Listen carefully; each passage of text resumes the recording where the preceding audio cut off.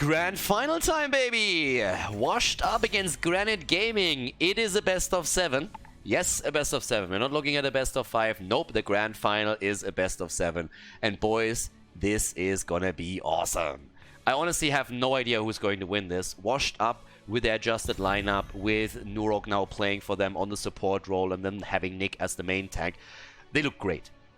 They look absolutely fantastic. And then on the other side, you have Granit Gaming, who honestly have been rocking it for a long time right now and have really started to also warm up through the entire tournament. So this is going to be pretty awesome. Tyrael gets spanned out immediately. This is something we've seen now a couple of times against Washed Up. Reason being that Infernal really likes the hero and also really plays well on that hero. So Zeratul gets banned against Ty. Again, this is going to be a lot about banning out heroes where you know your opponent's team and especially in an individual player excels with. So we are currently still on the patch that introduced the 10% movement speed across the board. And a lot of people have still been asking like, why is Zeratul getting banned? He got nerfed. And it's definitely true. Wormhole got adjusted a bit. It's harder to really get the value. You can't just jump in, cleave, and jump out anymore.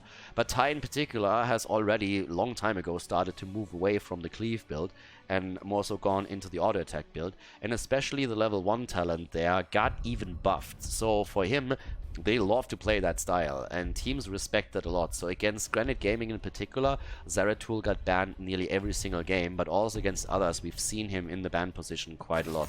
Tracer also getting banned out here. 2 of Ty's heroes immediately annihilated through the bans, and Fury again with the Chen first pick.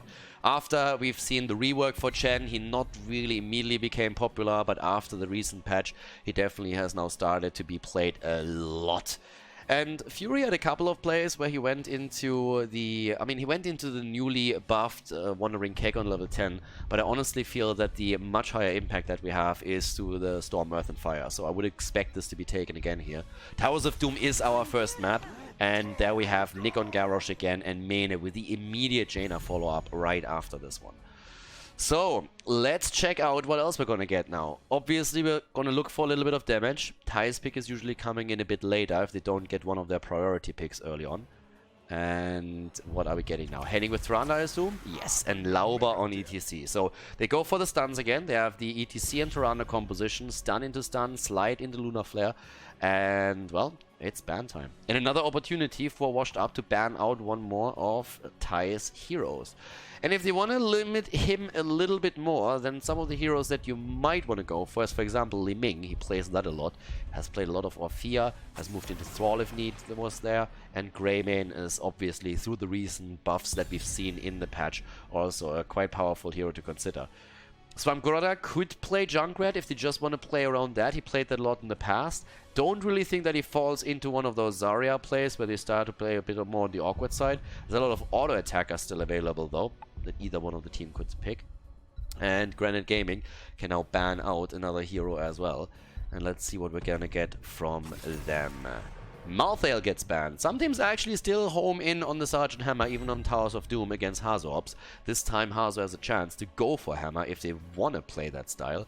But again, you have Chen, Tyrande and ETC already against you, so there's a little bit of zoning that can come into play for them. But let's see. Infernal for the top lane, now that Malthael is banned out, he still can go, and Tyrael, he still can go into Leo. Could have gone to Jakka, I suppose, but the Jakka and the Global have not really seen that focus anymore.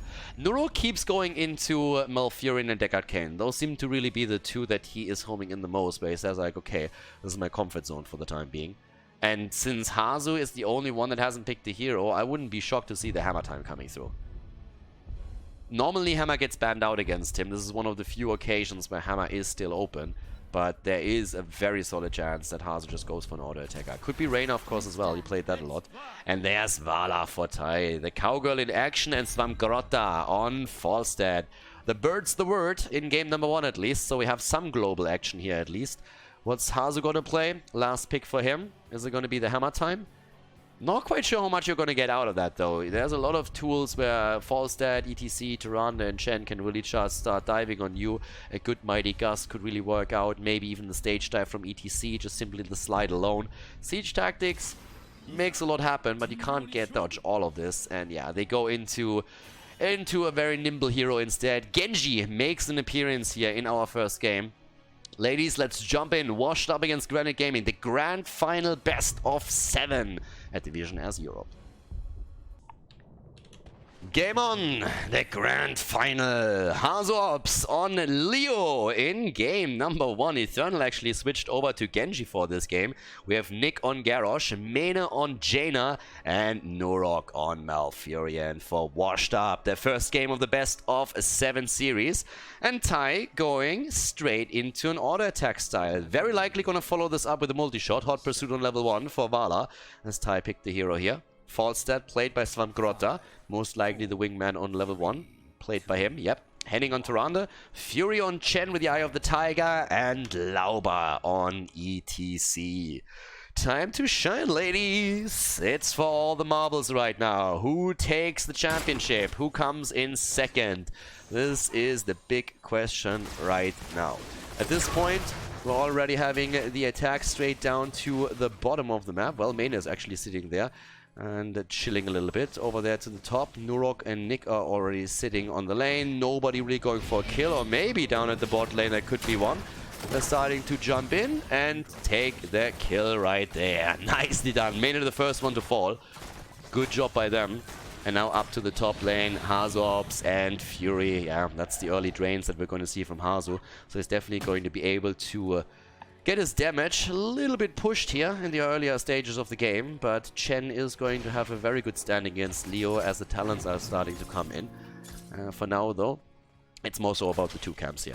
As we're heading into the camps and into the attempt to get the pumpkins, both of the teams are focusing on their side of the map around the 1 minute mark when those camps are spawning.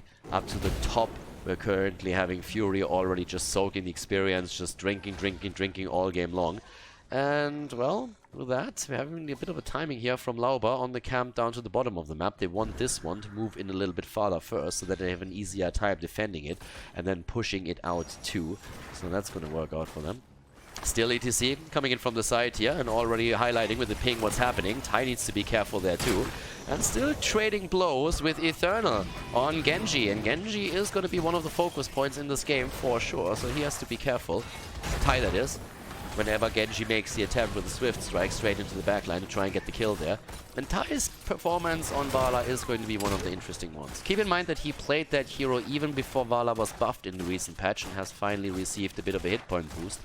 Ty was able to play Vala even outside of double support compositions. Most of the time they were trying to pair either Tassadar or Zarya with the hero, but Ty even played Vala when they weren't able to get a double support for them, and they had a lot of success with this. So his mechanics on that hero are very solid, and now we have, as expected, the move straight into the punishment of level 4. So the multi-shot hybrid build, standard still, but after we've now also seen buffs to Seething Hatred, not really a buff, the talent was changed on level 16, all those builds that rely on arrows or multi-shots have definitely been empowered a little bit more. And I wouldn't really be surprised to see also Strafe again from Ty, which is a talent that he really loves to play.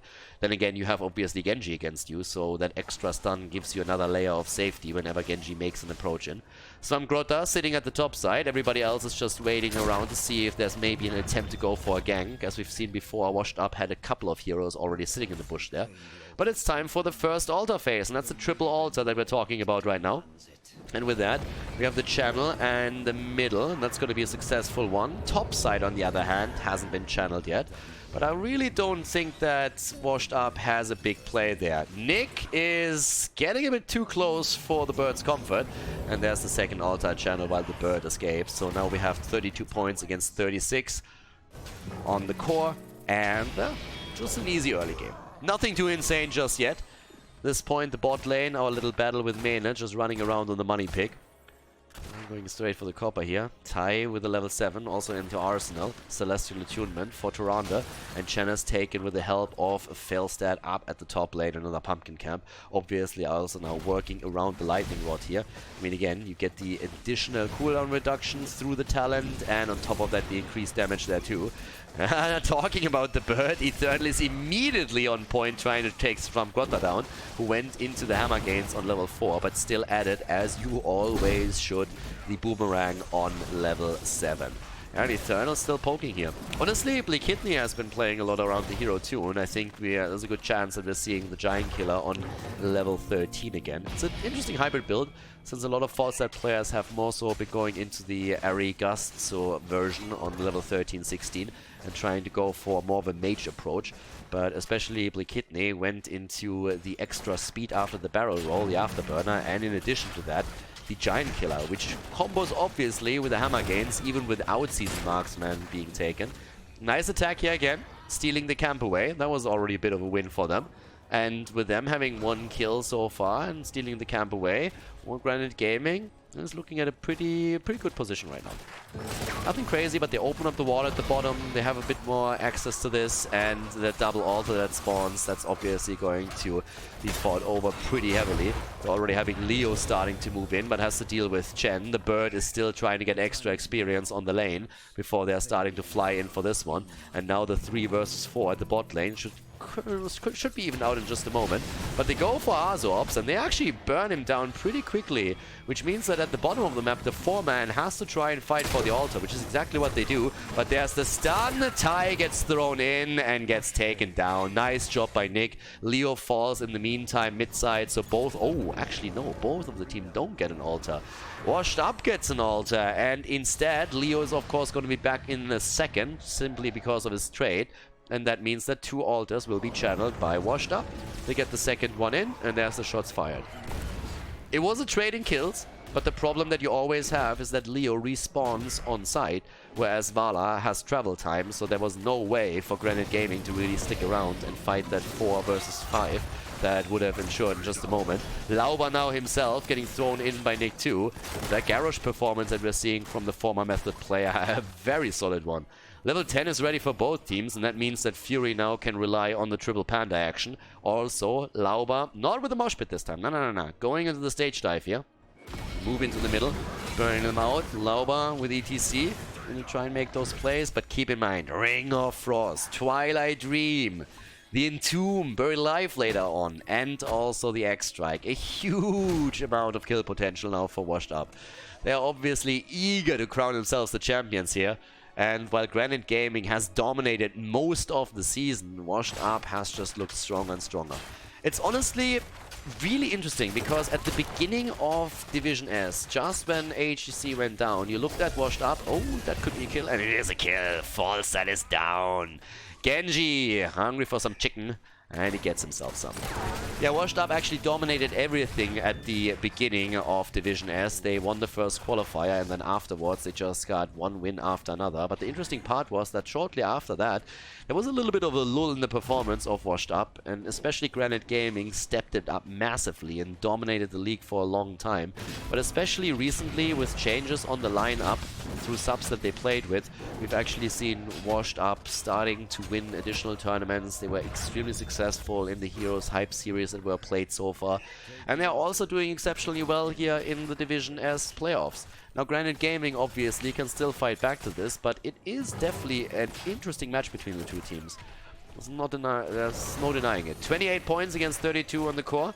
Level 10 abilities are obviously increasing the stacks, and there is the quick Ring of Frost. Main is low, but Tyrande is dead. Ty wants to get the kill against Jaina, and he just can't get it. And here's another taunt as Nick moves in. A slow through main allows them to get more damage in, and Ty is down. 4 kills against 2. Nicely done. The Panda on the run, not trying to channel here. I honestly think he could have tried to sneak that in. But now they're going to lose the bottom bell tower too. There was another kill against ETC, and with 5 kills against 2, this is not looking good for Granit Gaming in this mid-game. No, they're going to lose the bell tower. It's going to be 5 shots against 3 in just a moment, as the channel is going to come through. And on top of it, we have level 13 talents already in play. There is still a global aspect, obviously, with ETC and in Stage Dive and with Falstad that we have to think about here, but generally speaking, that's a big lead. 23 against 32 points. That's a solid performance right now from Granit Gaming. From Washed Up, and Granit Gaming is in a bit of trouble. So they have to try and get some fights in and also get some kills. I feel especially around Chen, we could see that action if he's able to get into the back line and take down, for example, Malfurion or Menace Jaina, then he has a good shot there. And Mena, just because of the way of how these fights have been going, doesn't really have a whole lot to his baseline quest yet. It's a little bit of a relief right now. As long as he can't ice block a lot of these things, it's a little bit easier to take him down. And talking about taking things down, top lane. That one gets taken down pretty quickly, at least the wall. But it doesn't change the fact that in terms of bell tower control, we're looking at a 5 versus 3. Falstad, by the way, not going into that Blick Kidney variation that we've now seen a few times, but instead with a Flow Rider. Also Gloom taken and the Ring of Fire. And they're trying to go down to the bottom and force the fight here. And, well, we don't see Leo here yet. Triple Panda, they're trying to go in, they're going straight for Genji, they want to have a little bit more. The Ring of Frost already being used against them to zone them out. In comes the X-Strike and Vala gets absolutely demolished.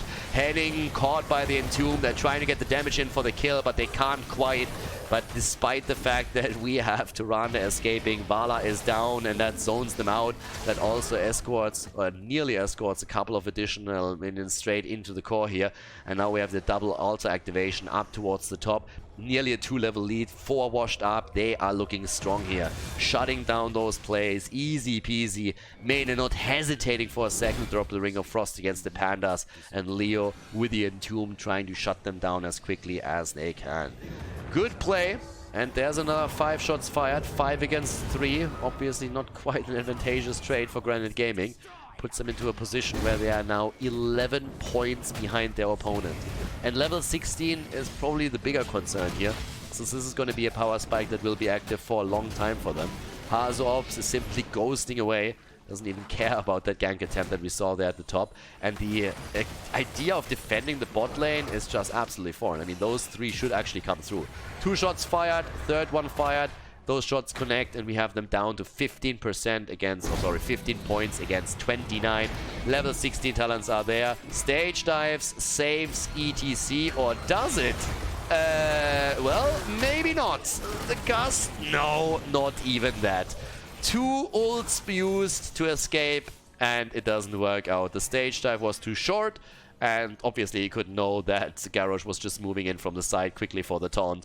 But that was an unfortunate move from ETC there. Yeah, things are tricky.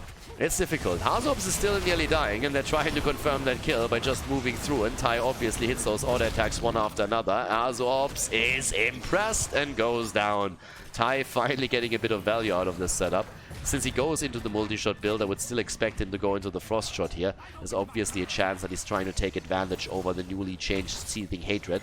But Frost Shot would probably be the smarter choice here for the extra control during the fights. The Panda in trouble, the silence comes through, Twilight Dream has been used, Fury is able to escape on the other hand, and ETC is part of the equation again, so they're starting to get some action going here, but without the 16 talent, they don't want to have a prolonged fight yet, but it's going to be there in just a moment. If they can delay for just a few seconds, they will have the added talent. There's the ult already used by Fury, they're trying to take the fight, Mighty Gust into the corner as the rest of the team is trying to go in, and they jump in as the Entomb comes down. Svamgrotta is low and goes down first. The 16 talents are there, and we have Manticore taken by Vala, trying to bully especially the front line, especially Nikki a little bit more, but Fury in trouble. EDC with a slide. The Ring of Frost doesn't connect with anything, but Fury still falls, and they're trying to make the play for Lulba. ETC is about to get dropped, and that's a triple kill that we're seeing from here. Ty is still alive, but for how much longer? Gets the Rain of Vengeance through, has to deal with Infernal on the other hand. And Infernal with the X-Strike tries to get the kill in, but falls. Typical Genji player right there. 7 points on the core now, and while all of this happens, Hanzo just moves from one altar to another, and that's another 5 shots fired. Congratulations, you're down to 2 points, and the only altar that is left in this triple altar phase is the top left one, straight in the territory of your opponent, who has an advantage. Falstad flies in, with the bird trying to be aggressive, Hanzo gets the channel, and this is game! The lead in the series in this best of 7 as Washed Up takes the victory on Towers of Doom against Granit Gaming.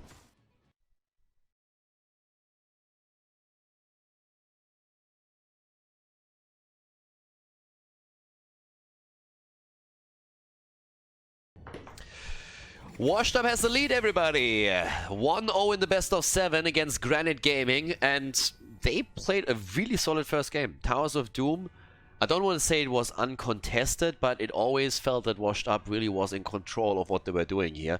And especially the Vala pick didn't really seem to work out for Granit Gaming. She was pressured extremely hard by Genji, and it just felt like Washed Up at every point was able to put her under so much pressure that Tai couldn't make a lot of plays there. So Infernal Shrines is our second map, and this is where Granit Gaming is going to attempt to turn things around and at least force 1 point onto the scoreboard right now. The map choice has been made by Washed Up. Since this is a best of 7, you pretty much mainly decide which maps you want to play in which order. And we have seen insane comebacks in the past because a team has played on their preference picks for the first 3 maps or so, and then all of a sudden maps where the other team felt they had an advantage came into play and they could turn it around. Not saying that this is going to be the case here, but it's definitely something where map orders can matter a lot. Diablo gets banned out against Lauber here on Infernal Shrines. We have Urel also addressed immediately, and Chen gets banned too. So after Granit Gaming was in a position where they first picked Chen quite a lot, this time they decide against it, but they also don't want to go up against Chen, so they ban him out. Now, with Diablo already banned, what else are we gonna get banned away? Is there anything that they want to get rid of? Maybe Tai, who they focused in most of their bans previously, or are they just focusing this time onto the front line a bit more than that? For Infernal Shrines, the ban coming in is, drumroll, Zeratul. They are sticking with it. They're sticking with the Zeratul ban, just saying, okay, we've seen Tai on the hero, don't want to go up against that. Can wreck us too hard, especially if they're putting Abathur into play together with Zeratul once again, as they've done on previous maps. So, as a first pick, what are we going to get? Hanzo is oftentimes a candidate, for sure, but the patch has started to switch a couple of the power profiles, and therefore we could see something else, but who am I kidding? It's Hanzo again. Hanzo, the boy with the bow, is once again in play, and yeah, let's have a look at what he can pull off there. Arrow engages are just too good. The random damage, the poke that you get, the arrow engages that you get out of this one as well. And yeah, there's the Garrosh plague again for Nick. He likes that Garrosh, and you can definitely tell why. The last game was pretty solid. It's not only the flips and his stuns, it's the taunts that he just has to always make sure that his teammates get another kill opportunity. And Jaina is picked with this again, so we're going to have burst damage, 100%. And it's already, I don't know, I see Garrosh and I'm already scared, just because Nick has been playing so well around the hero the entire time. There's other games where I see a Garrosh pick and I'm like, nah, really, is that going to work out for you? But here, I don't really have a doubt. Lauber on Blaze. Now keep in mind that on the first day of the playoffs, Lauber actually played Mal'Ganis multiple times in the tournament in the main tank role. So they can still shift Blaze over to the off lane, but we have seen approaches of attempting to use Blaze in the main tank position. I'm not 100% certain if I'm really convinced that Lauber is going to try and pull that off here, but I wouldn't put it past that team. They always seem to have some idea in the back of their head. And there's the Mal'Ganis ban immediately. I just told you, day number 1, we've seen Mal'Ganis come in several times, and this time they're like looking at this and like, nah, you're going to try and trick us here. So a bit of a better safe than sorry play, making sure that Mal'Ganis can't have an impact on this one, and shutting down any kind of shenanigans that Granit Gaming could bring into this. Keep in mind, Granit is also the team that started this whole, hey, let's pair Garrosh with Zarya, use the speed barrier on level 4, and let him just run into the opponent's team and flip a hero over trend. Tirana gets banned out against Newburgh. I honestly think that Newburgh is going to go for Deckard Cain again. He played the hero multiple times now. He likes him on Infernal Shrines. It's a good hero on Infernal Shrines. I guess they could pick Malfurion as well. But Tyrande, I'm not sure if he would have even gone into that pick. Yeah, there's the mouth. And Leo. That's a great skin for Leo, by the way. The Ice Giant, the blue tint. All shall suffer. I like, don't get me wrong, I like the Janitor. But if you go into another skin, this one is pretty hot. Okay, so Infernal Shrines, last 2 picks. Tai needs a hero, and so does Fury, unless they put Fury onto Blaze. So that's obviously the other play that they could pull off here. Sonya! We have her again! She lost the first game where she was played, which was from nothing left. But now we have Sonya. It's Infernal Shrines. Spin to win, baby. and Greymane together with that. Okay, so I'm already excited. The Eminem of Heroes of the Storm made it into the draft once again. And if you don't know what I'm talking about, take a very, very close look onto that Sonya profile picture and just picture that red hair being awake. Last pick. Hammer time! Alright, the Sergeant in play. Let's go, boys. Washed up against Granit Gaming, Infernal Shrines. Map number 2. The game starts and we have Blaze in the main tank position after all. But before we go over to Granit Gaming, let's have a look at Washed Up, starting on the left in blue. Hazops on Sergeant Hammer. We have Nurok on Malfurion, Nick on Garrosh, Eternal on Leoric, and we have Mena on Jaina. To the right side of the map, Lauba on Blaze, Svamgrotta on Hanzo, Henning on Rhaegar, Ty on Greymane, and Fury is playing Eminem. Okay, time to shine, and well, their first objective is going to be deal with the hammer somehow. On level 1, no ambush, but the advanced artillery is taken. And obviously, we are having also now the tough as nails for Sonya. I'm a bit excited to see how exactly they're going to deal with Hammer, and also how that Blaze as a main tank is going to work out. Blaze, originally from Blizzard, was actually intended as a main tank, but after the players took a short look at Blaze, everybody very quickly decided, well, that's an offlaner. And Blizzard admitted later that they couldn't really understand why, which was a little bit worrisome at the time as well, because it took the players 5 minutes to realize where the hero would excel. That said, after Fury is totally going to get ganged up at the top lane there, that was a bit of a mean 1-on-1 versus 4.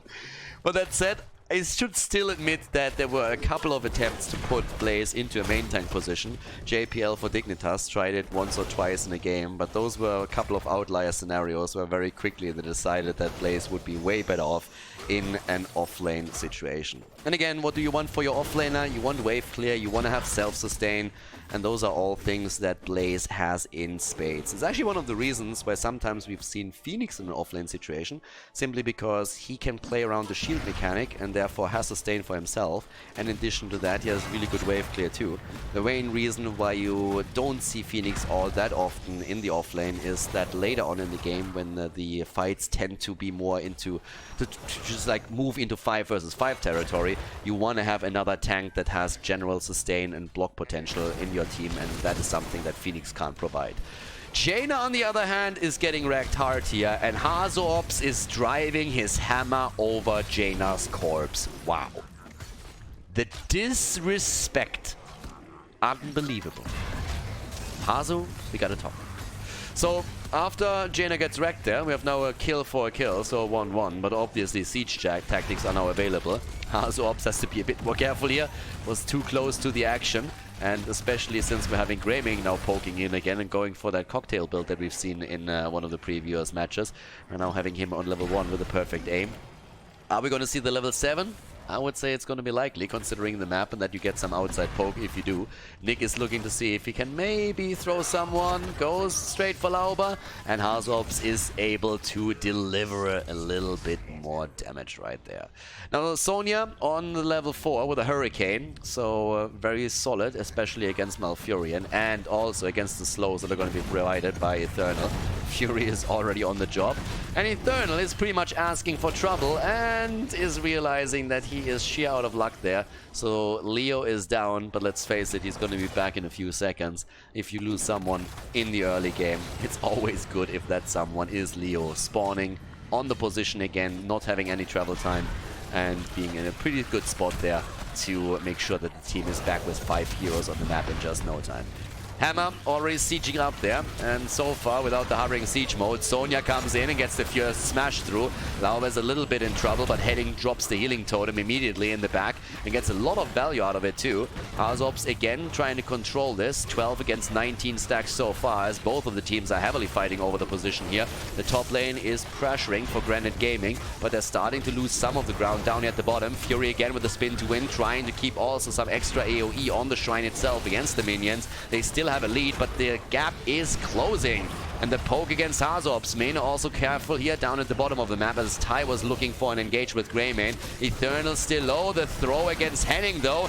Level 7 soon going to be ready for both teams, but maybe a slight advantage for Granit. Good jet propulsion connect, but Lauber is low and goes down. They take the Frozen Punisher though, so they have at least a little bit of Punisher action going for themselves now. They lose a hero, but they gain the objective. And now level 7 is ready for both teams, which immediately gives us the cocktail. As mentioned before, the quest now active. Nick is looking for another target to throw over the wall. Punisher has already been baited in, and thanks to the hammer time, they're able to take him down very quickly. There's still some damage onto the keep itself. And actually, the wall is falling, yeah?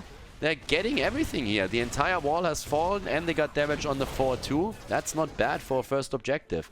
In an ideal world, you want to gain some more momentum and take the fort itself, but that isn't too bad at all. Fury gets drained up at the top as he spins away. The hover siege mode has obviously now been claimed by Hanzo as well. 7 versus 8 in terms of talents, and camps are getting attacked again. Level 7 with crossfire now. Also the cleanse, super important here. Life funnel for Sonya, so that self-sustain is going to be huge later on in those fights over the shrine. Pretty good situation actually for Granit Gaming. Dealing with Hammer in the early game isn't easy, and they've done a good job there, ensuring that they will at least get that one. Jet propulsion comes in, the root on the ground. Lauber has to be careful here though. The poke is still happening. They're trying to go for the camp, and they will get this one, but Hammer is already there. Eternal is there too. Goes for the slow. Another jet propulsion. They're trying to escape, and Lauber gets taken down. A lot of focus on him. Sonya comes a bit too late into the fight to really have an impact there. It was a 5 versus 4, and they at least get the camp. Sonya is starting more pressure through the mid lane and is rotating back topside. But everybody is obviously waiting for the next shrine. The most important part is that the next shrine is going to spawn around level 10. And oftentimes when you draw, even in the early game, it's really the power spikes that you get through your heroic abilities that shake up the entire balance in this game. And that's what we're going to witness soon enough. But we have washed up with a lead in experience, and their earlier level 10 might even allow them to go for a bit of a kill. You can already see them rotate topside. Fury gets entombed, and that's going to be the end of Sonya again. Yeah, it is deceptive. He thought he had a little bit more time. He didn't anticipate the rotation. And then all of a sudden the entomb hits at the same time that all of these heroes just move out of the bush and start taking him on. Unfortunate for them. And they're now losing a fair chunk of experience right over here. That's something that nobody gathers. Obviously, Greymane now going also on the Cursed Bullet. And this is another cool talent because it got buffed in the recent patch, as I've said now a few times. So instead of the 35% of the current health, you have 40. So it got increased by 5%. 6 stacks, by the way, for the level 7 on Greymane, which also got slightly changed. So now there's an opportunity to get the cooldown reduction again. Already the quest completed, so you have an unstoppable now for 2 seconds as well using it, which is really helpful considering how Lauber was focused most of the time here. So this is a really cool talent for him now to have, a really good quest reward. And that is definitely going to help them on the next shrine too. Sonya now also has her Wrath of the Berserker, which is hyper important. And we have a lot of sustain. I mean, we're talking bunker drop. We have the unstoppable. There it was already, straight in action. So after Nick makes the play, Lauber has now a tool that he can use against it. But in addition to that, we have bunker, we have the Cursed Bullet, we have the Ancestral. There's a lot of cool tools for them to really sustain themselves through fights. But obviously there's also some burst available on the other side. And yep, that burst gets used to drop Hanzo. Rhaegar couldn't react that quickly, and now Fury at least gets Ancestral, the life funnel, the taunt! And Sonya is dead again. Well, that's a bit unfortunate for Granit Gaming. Washed up on the other hand. I mean, damn, they are looking good today. 6 kills against 2. And after they lost the first objective, they are now going to grab Punisher number 2. There's not really a doubt about this anymore. Mane is already sitting at the side, waiting for Ty to move in. And there's some easy damage against the big bad wolf. As Mane is moving down against the Shaman camp here. So yeah, at the bottom of the map, 35 stacks against 18, so this is going to be the objective for them. Lauber with another jet propulsion. They're actually trying to force their hand now too. Don't want them to delay this any further to give Mane a time to rotate back down, and there it is. Punisher taken, and they have to move away from it. 13 talents are also ready for washed up. I mean, honestly, it just gets worse and worse and worse. First they lose the heroes, then they lose the objective. Now there are talent behind us. The Punisher moves spot side. And this is obviously going to heavily impact the outcome of this one. But they pull actually a pretty good defense off. Yeah, especially with, well, Henning, Swamquara, and Lauba all having a fair amount of clear. They're getting this one done. Fury was hoping to get a drop onto Jaina, but Mena is known to play it very, very safe in those rotational plays. It's a little bit different when we're talking teamfight, but in this case, he makes sure that there is no way for him to get ganked and is able to move away from this. So right now, we're having Swamgrota and Henning in the middle of the map, and Swamgrota in particular has to be careful. Like, him falling this fast in the last engage was an issue.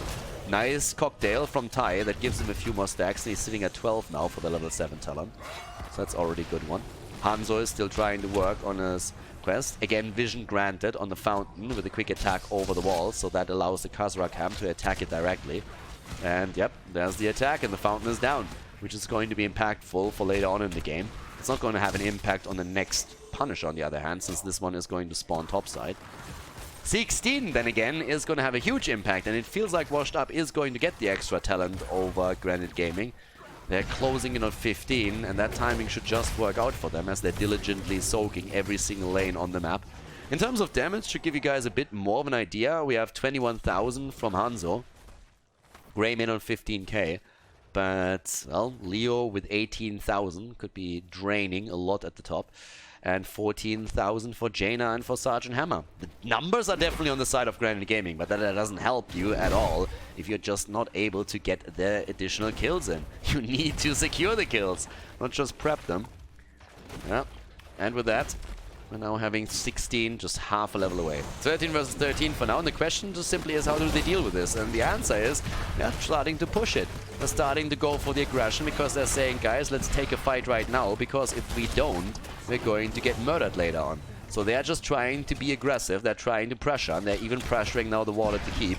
And Sonya is keeping everyone at the top. That's 3 heroes that can't attack. She is going to fall here, likely at least that is. But all 3 of them are busy and couldn't move back either. The fountain goes down. This one matters a little bit more because it is at the lane where the objective is going to spawn next. But the bot lane has been attacked. But here's the level 16 now. And this isn't the bad news. Both of the heroes already moved back to help with the defense. Don't have to do that anymore since everybody else is moving away. But since the objective is going to be announced in just a few seconds, it's a bit of an attempt by Granit Gaming to make sure that they're getting 16 themselves. And I'm not sure if they're going to be fast enough for that. They need to soak an entire level in only 20 seconds. Good luck with that, boys. And we're having Giant Killer on the side of Hazorps too. That hammer is going to rip you a new one whenever you get close enough. And in addition to that, it's Northern Exposure here as well. Mena is closing in on his ice block. Things are not looking good for Granit Gaming in game number 2 right now. They're not out of this just yet, so please don't get me wrong. But it is starting to get really tough. They might have to give up the objective and go for a bit of aggression at the bottom of the map again. And especially if they can get Greymane onto the keep, they might have a chance to burn that down. That would be a huge win for them, but I don't think that's likely. Well, if Lauba can maybe keep them topside a little bit longer, there's 3 heroes right now. If he can make sure that Hazorps doesn't move in, they might have a chance there. Yep, down here, the gate is already open, which means Mena has to be careful, despite the fact that they obviously have an advantageous defense now, thanks to this. But Nick already moved back as well. Lauba is still keeping this at the top. Sonya gets taunted, and the cleanse is there. The arrow completely disappearing into the void. Yep, Hazorps still trying to get away, but Lauba is coming in over and over again. Says like, you shall not Hearthstone. And I'm not talking about playing Hearthstone. You can play that all game long. It's a little bit boring, but hey, whatever floats your boat, go for it. So we're really talking about the TP back to home. But we can't call it the town portal because that was something that was used in other games as well. Despite the fact that it was originally a Warcraft 3 thing. But either way, it has to be a Hearthstone. Sounds better. Like battlegrounds, takedowns. Alright, so they're trying to eliminate some vision. They go for the camps. They have 16, and they're absolutely abandoning the top lane right now. Hazorps is still sitting there, and it seems like everybody else is currently at the bottom of the map and just hoping to see if they can maybe get a drop onto the keep itself. Hazorps takes the 4 top side. Is he going to move back? Yep, starting to move back right now. And they're still pushing. Honestly, it really feels like Granit Gaming is just saying, guys, we have to do something. We can't just react the entire time. We have to really do something now at the bot lane. And Hanzo has decided to cancel the Hearthstone back to the Nexus and is already starting to push the keep now. But at this point, they are starting to go straight in for this one and see if they can get a quick kill there. And it does look a little bit unlikely, but that keep isn't looking too pretty. And they can get the kill against Fury, that would be awesome. The keep is still getting poked down, but it does not get taken. Oh, Fury! Oh, that BFG nearly took them down. Okay, there we go. We have Lauba low and Lauba is down. Ty is on the run. I think at this point Ty is just trying to get to the keep to take it down before he dies, but that doesn't work out either. Up to the top lane, now that Hanzo has also fallen, we have the Immortal, the Punisher pushing through the keep itself. But if they would have at least been able to take this one down, it would have been nearly an even trade. Not quite an even trade, don't get me wrong, please. But still, it would have been a keep for a keep. It would have been one of the best outcomes they could have hoped for here. And obviously, Washed Up is looking at this and they're saying like, boys, we go 15 minutes in, we're gonna get this. 2-0 lead in the best of 7. Hell yes, son, let's go. They're starting to move in, and they are going to get it as well. That's 7 seconds for Blaze, and you can just see how they're eradicating those shields within seconds. Ring of Frost getting used, Henning dodges it, but what does that help you if you're losing the game? Washed Up takes the 2-0 lead in the grand final over Granit Gaming. GG and well played as Washed Up puts themselves comfortably ahead against their opponent in the grand final.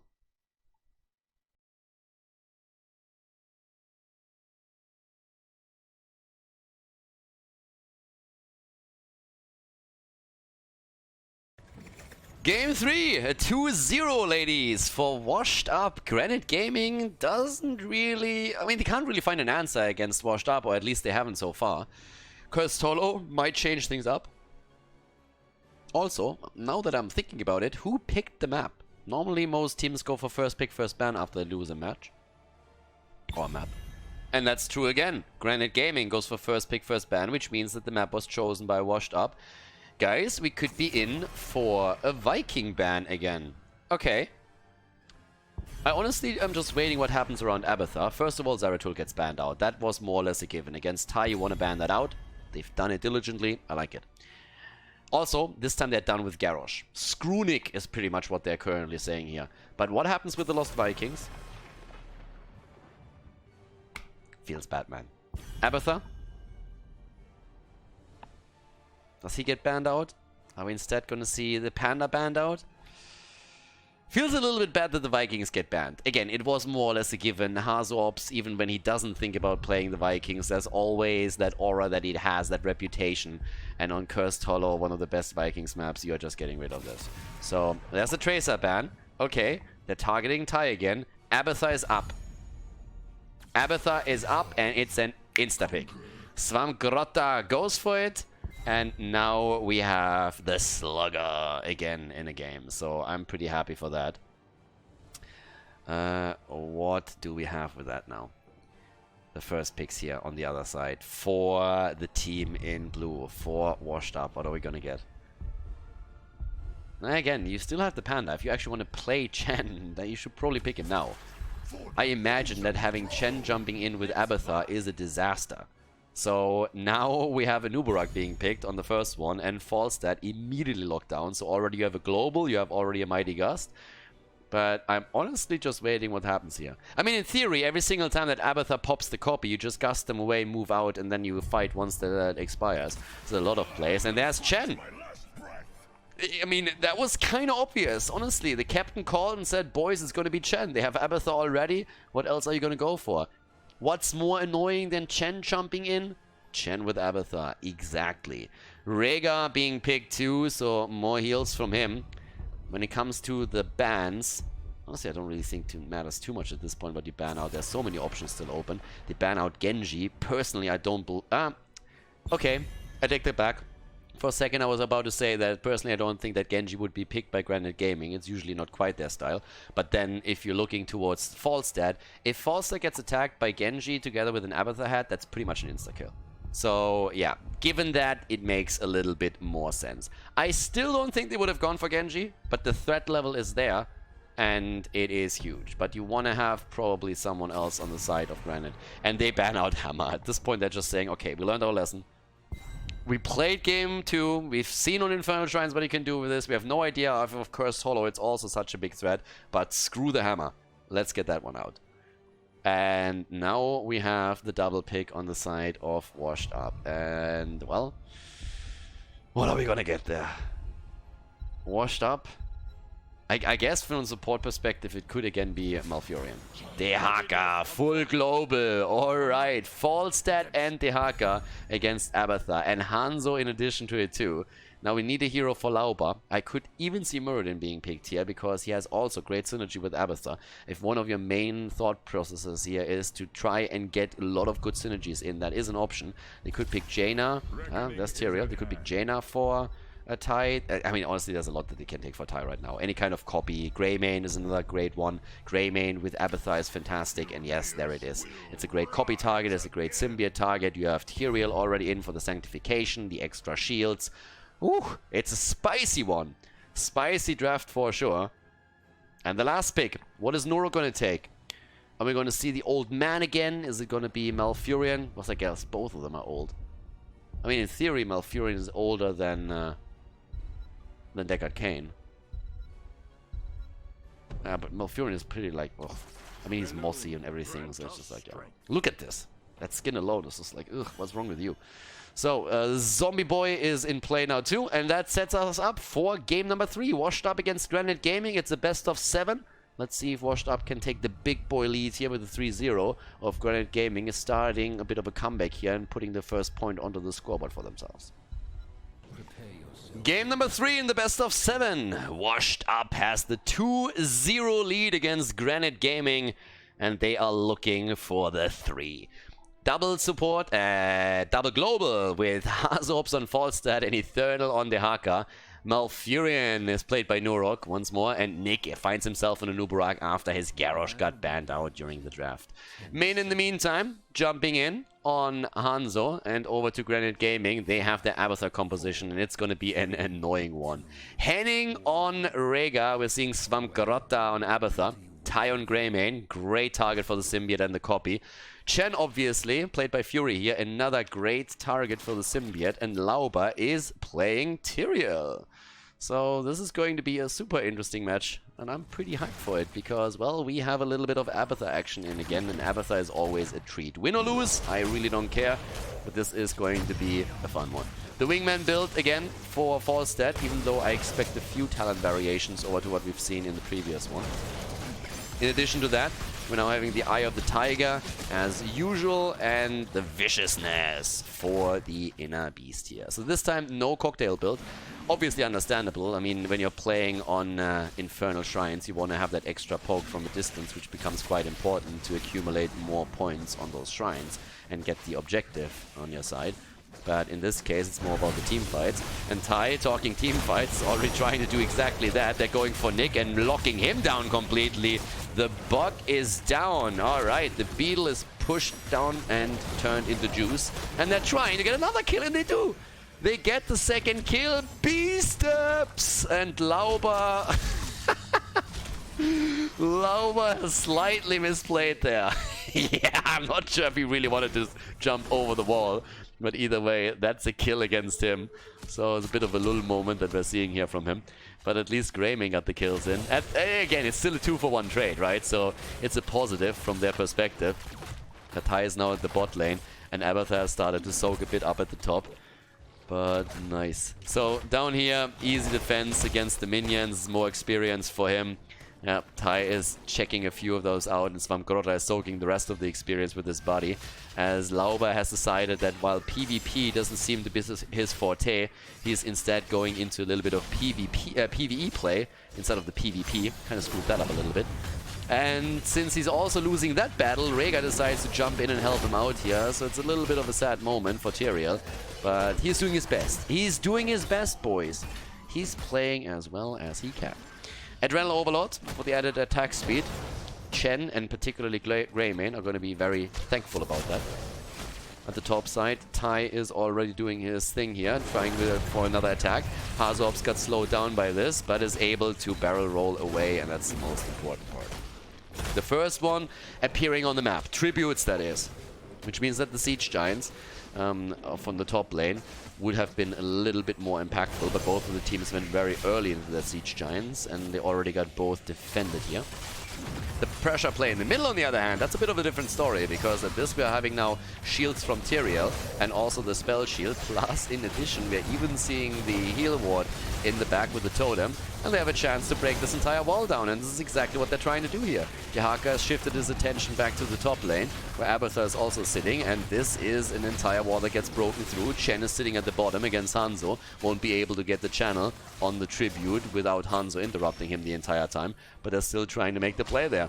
So at this point, Henning comes in, gets interrupted once. They're trying to play around it, but here comes the interrupt against Nick as he was starting to move in. The stun did not connect, and now they're jumping after him. And Nick nearly falls. With Nick already being this low, wow, what? They actually still got the kill? Alright, the speed bonus here, thanks to Tyrael, was able to make it happen. So Newburgh goes down, more pressure mid-side, getting a bit more pressure also against that fountain. Level 7 on both sides. But the Jakka is also pushing the top lane, and Svamgrotta alone won't really be able to do a whole lot here. So yeah, he can't do a whole lot with this. Another interrupt against Ty. Maina just being annoying, aka Hanzo being Hanzo. Ah, but this time he doesn't find the angle, literally. So yeah, that was unfortunate for him. Hanzo's in trouble. If there's a symbiote any moment, and Hanzo could actually fall against this. And Chen is already trying to move around saying like, oh my god, I want chicken, baby. Give me that chicken! Oh! He just moved away a second before he could have gone for the bird. They're jumping over now. Fury, the speed bonus. Oh my god, that's a full-on race car setup with the help from Tyrael. Damn. That is crazy. That's honestly crazy. They're trying to go for a tie, but he gets out too. Another tribute is spawning at the top of the map. We have 3 kills against 1 thus far. On level 7, the boomerang came into play too. And we're having, in addition to this, now obviously the swift retribution, which effect you could already see in that last little engage that we had. 9 more seconds for the tribute to spawn. Svamgrotta at the bot lane has to deal with Infernal still. The double global is in the late game in particular going to be an absolute huge advantage for Washed Up, since they can dominate the macro play. We have already Hanzo getting attacked now. There's also Lightning Shield. Hanzo is actually really low. Wow, that's half of his HP gone in just absolutely no time. In the meantime, Fury jumps in, and, well, we're having Ty again with the Symbiote, as they're trying to go for the second tribute here. And Ty could try and push in for it. Hanzo comes in from behind, does not get anything interrupted, and the fights are still going on. Over here it's Greymane, up to the top it's Force that was a little bit in trouble. Lauba is just zipping around, Swift Retribution is helping with it, but obviously there's a 4 versus 5 going on right now, or well, 4 versus 4, so at the bottom of the map, Abathur had tried to deal with the Jakka, has now to move into the middle to soak the experience there, and they're starting to lose out on it a little bit. But they try to go for Hanzo in the meantime. Problematic is only that they can't get the kill, and Lauba himself overextended slightly into the range of the towers, which started to drop him. Mules getting dropped all over the place, and the wall is falling. The Jakka is still at the bot lane. Svamgrotta far in the back here. Level 10 abilities are about to hit, and here comes the engage. Nick is already trying to pressure this past the fort itself. Abathur has moved back down to the bottom of the map, and they're going to get levels 10 in just a moment. Cocoon, Mighty Gust, the arrow, and on the other side the copy for Abathur already. Ancestral is obviously going to come through. Storm, Earth and Fire go for the throat this time. No bullet for Greymane. And we have the Sanctification. Great for the boss fights.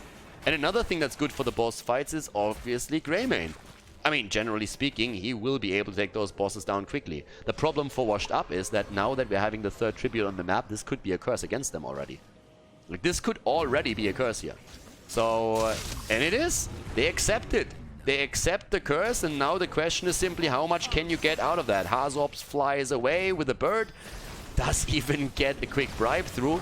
But up to the top lane, we're having 1 fort fall already. In the middle of the map, there's also a little bit of experience lost now to the red team, since they are not soaking that wave that was just eliminated there. But how much more can they get? That's the main point. There's a bit of a fight happening too. Greymane is still trying to burn all of this down.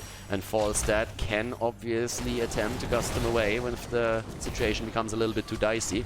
The rotation into the middle now. This is exactly where we could see that play. But this one is going to fall. And they're trying to easily take down now also this particular minion wave. 1 fort down, 2 forts down. Experience lead, again, is normally not too big if you are starting to get a curse against your opponent, simply because you will be the team that misses out on lane experience. Unless you really have a hero in every single lane, or you're able to play with Abathur like we're seeing here now. So that's always a bit of a concern. You could see that, for example, now in the middle, that Symbiote is being used here to burn this wave down real quickly. But yep, the wall is starting to fall a bit, and down at the bottom, the fight. Tyrael goes down, though. That didn't really work well for him. Oh, the Cocoon and the arrow! And here comes the Jakka. Yeah, gets the isolation through. They're trying to make the play for Fury. He has the Pandas and uses them just before the stun connects. Can they actually save him? They only lost Tyrael so far, and it looks like Chen is going to get away too. And Abathur has taken the really offensive position here at the top, gotten a little bit more experience for them and pushed them out here. But obviously now the boss is up, and with Tyrael just now starting to make his way back into it, the boss is being attacked. They might be overstepping a little bit though. That's a bit of a tricky one. The 10% movement speed increase that is globally introduced with the last patch, that might help Tyrael to be here in time. And Newburgh is dead already. Newburgh is dead before Tyrael is even there. They're taking over the boss. The double Greymane is wrecking them, and the gust didn't connect with Ty. A second kill comes in, and the boss is going to be taken.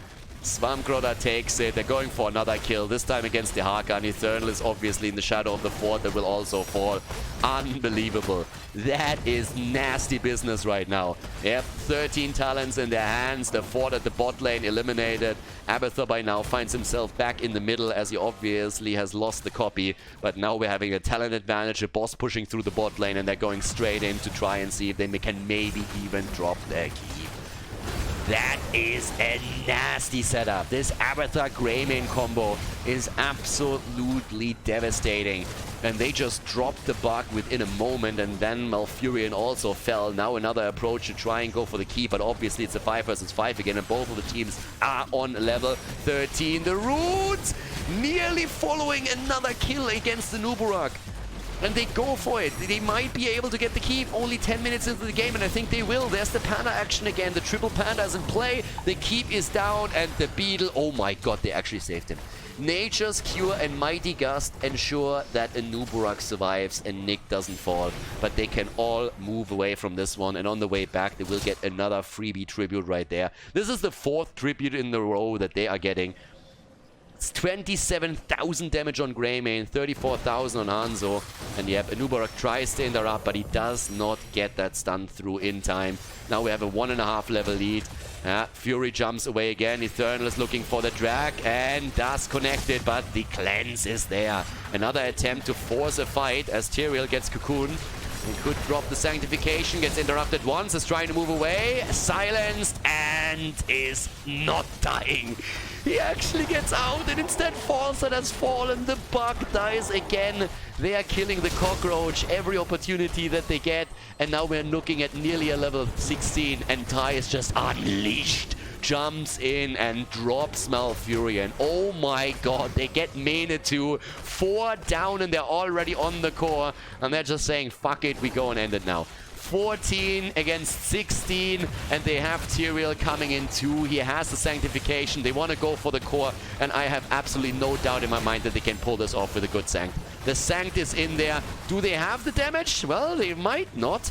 That gust wasn't too bad. Tyrael is dead, needs to explode on the core. That's exactly what it does. But even if they get wiped here, the core is so low that at any point they could take it later on. Fury gets the damage in, and they're going to defend for now. But we have 29% on the core. And the Panda all just got interrupted, or he would have been even able to get more damage onto it. And now, washed up, can pretty much be attacked at any point. Just to give you guys a bit of an idea. If you have Tyrael together with Abathur and Greymane, aka double Greymane plus Sanctification plus Tyrael Explosion, you now have to ensure that your opponent never has a chance to put themselves into this position. Every single time they're trying to make the move towards the core, you have to interrupt them. You have to catch them before they do that. If they are at any point, only those two heroes, Greymane and Tyrael, are able to get to the core, the game is over.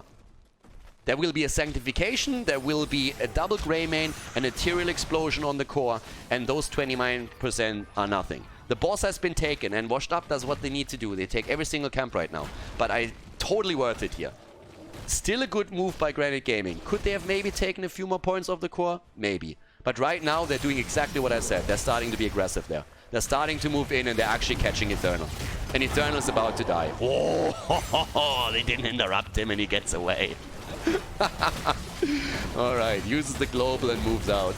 Yeah, the top lane, we're seeing the boss do some work. Over here, the camp was obviously taken. Another tribute now on the map. And they're taking a camp for themselves. 10 kills against 6. Washed Up is so far behind, it isn't even funny anymore. But they have turned a huge amount of games in this tournament already previously.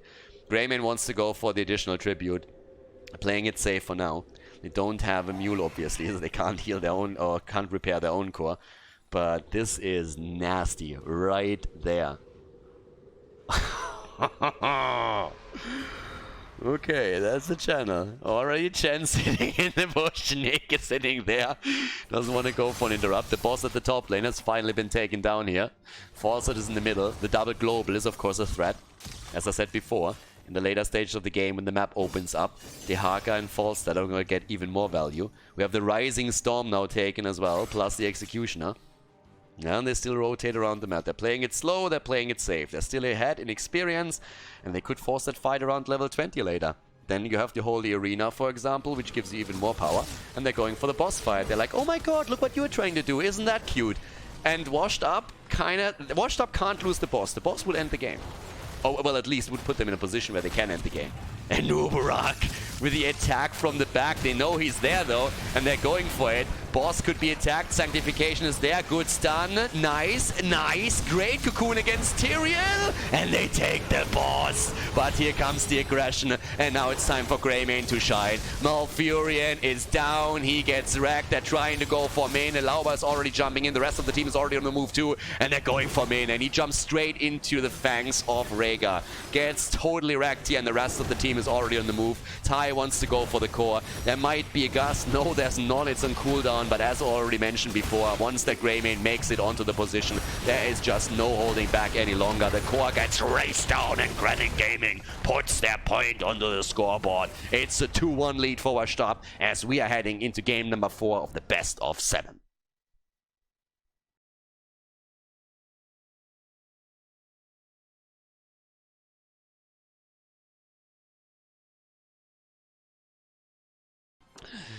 A 2-1 lead for Washed Up as Granit Gaming put their first point onto the board, ladies and gentlemen. Looking good there.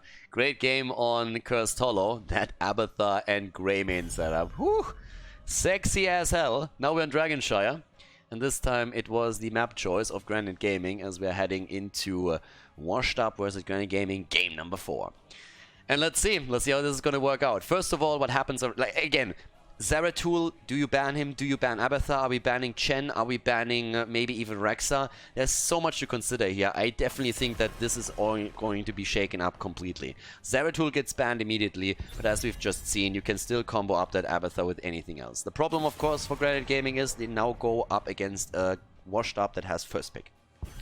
So if Abathur is open, it's Washed Up who to pick it, and there comes the ban against Tracer. Garrosh gets eliminated since Granit Gaming has just decided, you know what, just screw Nick. We're not gonna deal with Garrosh anymore. This is just way too annoying. And what do they ban? Do they ban Abathur? Is Abathur left open on the map? Are they getting rid of Chen?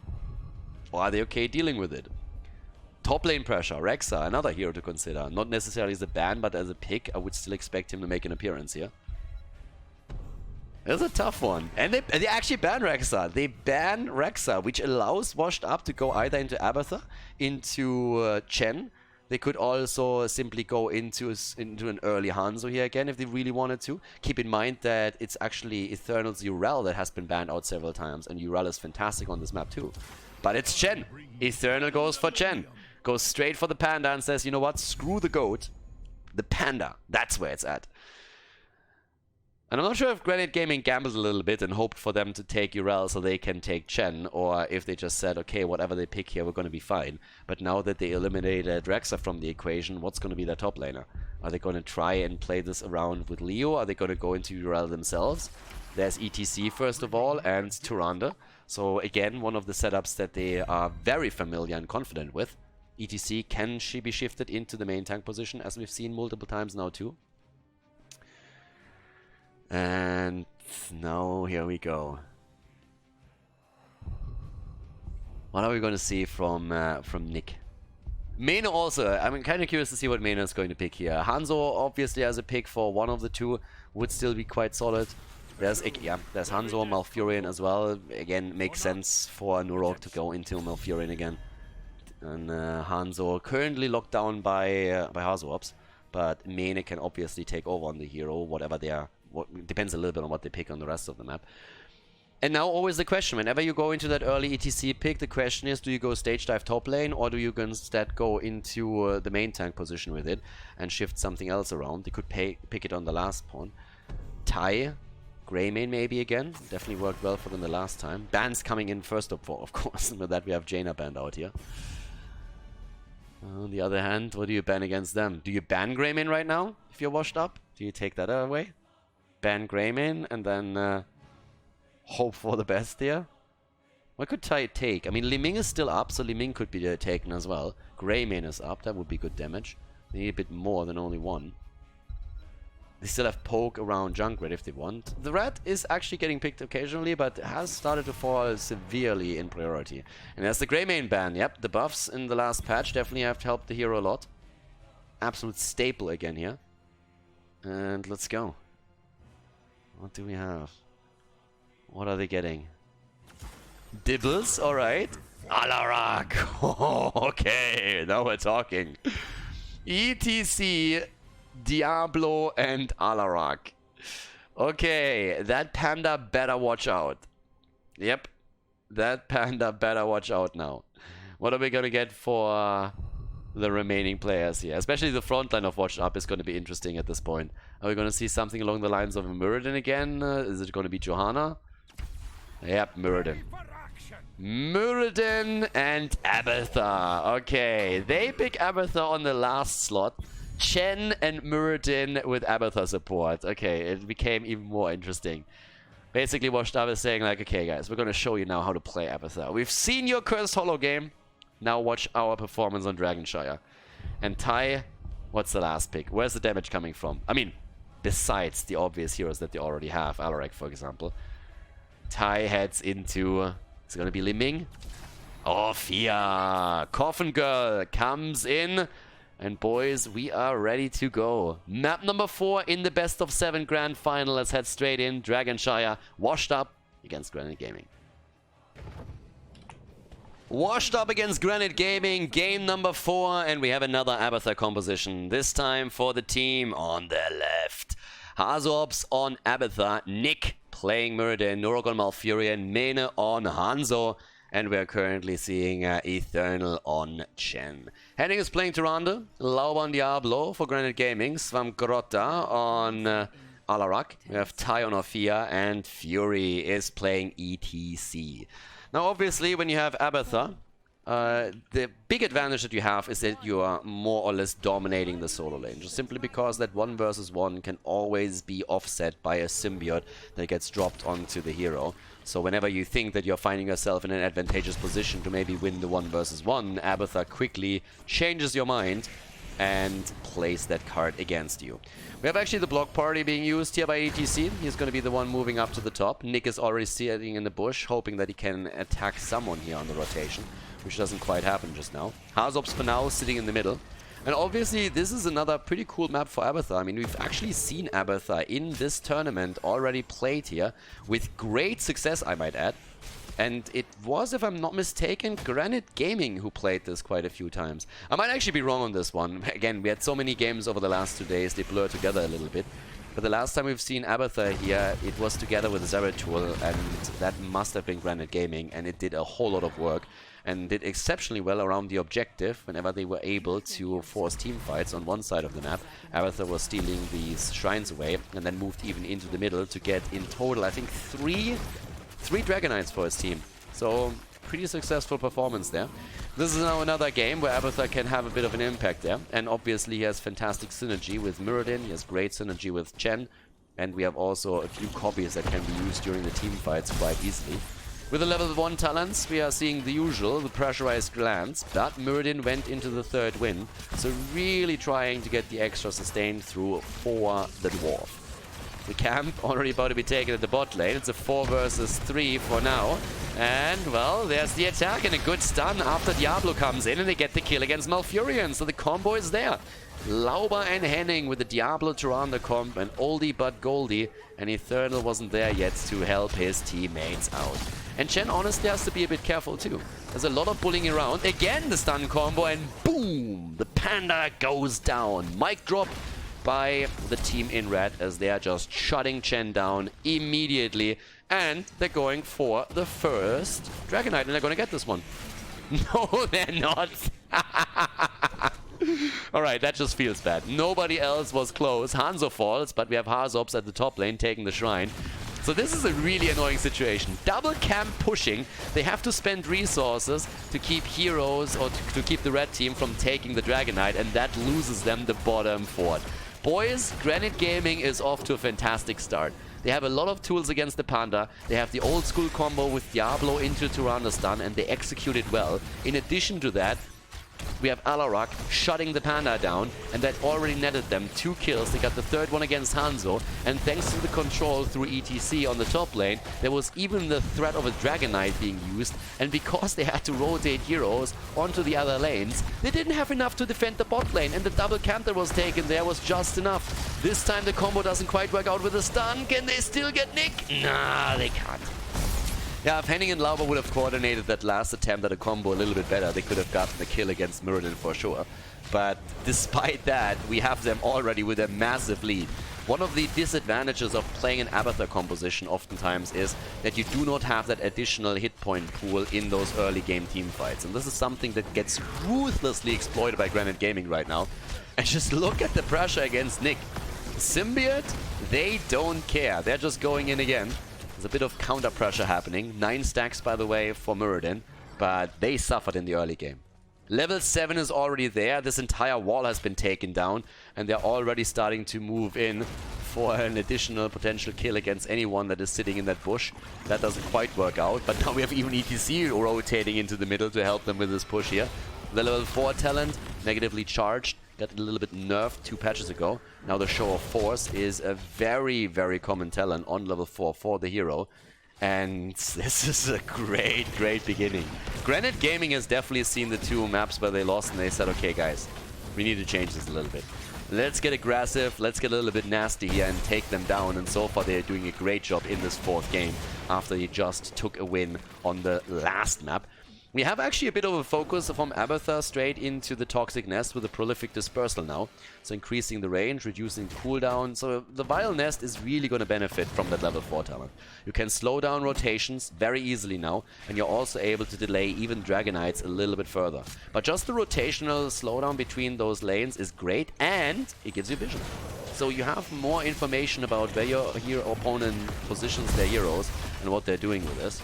But after that beating that Washed Up took in the early game, they've started to stabilize a bit. And if one thing is impressive of this team, it is really their ability to, in the late game, change things around, make the right decisions, and then take an opponent apart. We've seen this multiple times now from Washed Up, that they were able to pull it off. But now they have again a situation where they are facing a 4 versus 3 spot at the top with the help of an additional camp that gets getting pushed against them. And that is once more a problem. The wall is going to fall, and you look at experience and you realize quickly that Granit Gaming is about to hit level 10 abilities. And if that's the case, as they're pushing here, they will get that fort. They're going for more. They're going for Mirrodin. Oh, and Lauber pushes the target out of the stun. The Lunar Flare was just coming down. They had some great synergy in the early game, but right now it's starting to become a bit more tricky for them. They really need to coordinate those efforts a bit more and communicate properly here, and that will net them additional kills. So now we have level 10. already the chance to go straight in for a kill at the keep. Oh, sorry, at the fort. They're not going for this. With a level 10 ability, I mean, they have a couple of options right now. It seems like they're trying to go into the middle to get a kill against either Infernal or Mena.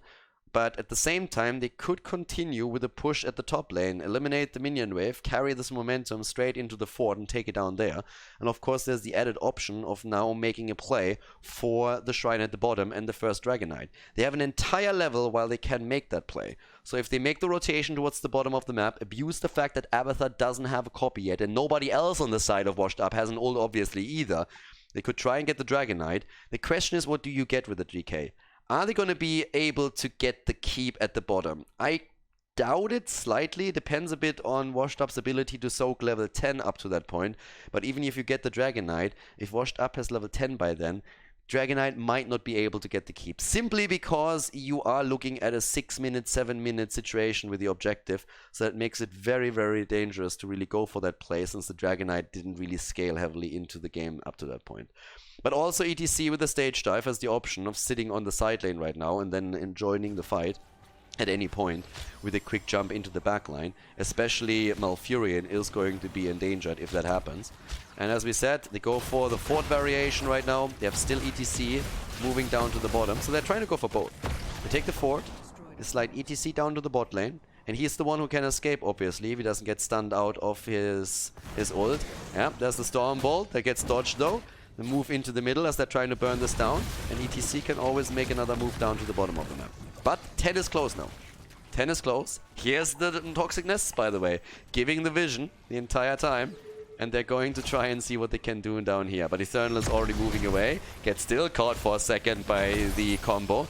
And that's the shrine claimed. But 10 is close, so this will at least lead us into a 10 versus 10 fight. In the middle, they're trying to delay it a bit longer. But there's a bit of a time frame in which they could get the Dragon Knight. And it looks like they will. Nah, the interrupts are there. Ty tries it again. 10 versus 10. Nick, it's too late. The Dragon Knight is taken. The big fight starting immediately.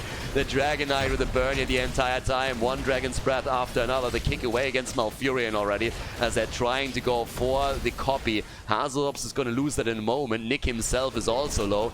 And now with the DK, they can start to make a bit of a play. Where are they headed though? Doesn't seem like they're going down to the bottom of the map. It's a bit too far away. They're going into the middle instead, and they're starting to take down that wall. It's the last remaining fort in the game for Washed Up. There is still nearly a 2-level lead for Granit Gaming. They play against Nick, and he just gets away, barely. But ETC is trying to jump in. Fury is playing this a bit aggressive. They're looking at Newburgh, but they won't be able to get him anytime soon. But they are definitely going to get the damage onto the fort, and they already dropped the fountain. In comes the combo from Alarak. Good performance here, by the way, by Alarak thus far. The copy and the stun. And that's the kill against Muradin right there. Nicely played. Swamp Grotta killing it on Alarak. The combos are coming through once more. And even with the quest completed from Hanzo, it looks like they might get some damage onto the keep as well, if they pursue this.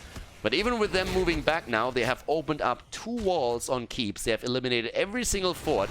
They themselves have not lost a single one yet. All their structures on the outer ring of defense are still in play. And this is a completely different game now. Granit Gaming, they look like a different team starting with game number 2. And as I said before, there are certain maps when they are out of the map pool, when you don't have to play them anymore, when you have your own maps all of a sudden coming into play, that's oftentimes a whole different story here. And this is what we're seeing right now. They excel on Dragonshire. They play great here.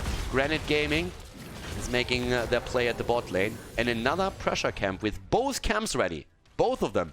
And the level 13 talent advantage. Fury is scouted out, can slide away, and now they have the big push. And guys, this should be keep. 2 levels ahead. Additional talent as well, and having a double camp with also a spell aura. This keep should not have a prayer, and they are moving in for it. And without a mule for Abathur, there's no way to heal it up either. Great arrow, but is it going to be enough? ETC comes in, he's ready for the slide. Ty gets attacked. The APOC. And the damage output. Hanzo is going to lose the copy here. No chance for him to keep that in play any longer. The keep is nearly down. Infernal is on the run, and that's the only thing that Panda has been doing this game. He's been running all time and still dying. A little bit like Anduin. And the keep goes down. top level, at least giving them some pressure as we're seeing one camp pushing through. But all of a sudden, Granit Gaming is looking at this and they're saying like, you know what, boys, let's just go for it. I'm not quite sure if that's going to be successful, but they have a lot of confidence. I can appreciate that. The slide, and oh my god, Muradin. Muradin is dead too. They are murdering them right now. 6 kills against 0, and Granit Gaming is shitting all over Washed Up. It's insane. 130 sadism by now also for Alarak. Damage output for him on 20,000. Hanzo has 29k. Abathur has 28,000. But what does that matter if you just can't get the kills in? So now we're having Lauber taking the bottom shrine. They're already looking to send ETC towards the top lane. And boys, we're half a level away from level 16 for them. They're looking at another Dragon Knight now. But the Panda, ballsy as he is moving down to the bottom of the map and is taking this one.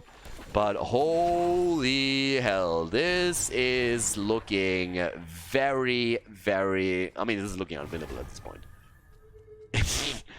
So far, Granit Gaming has been on a run in this game. The momentum that they have is incredible. And they will have level 16, which means 3-level lead. The stats advantage alone at this point is unbelievable.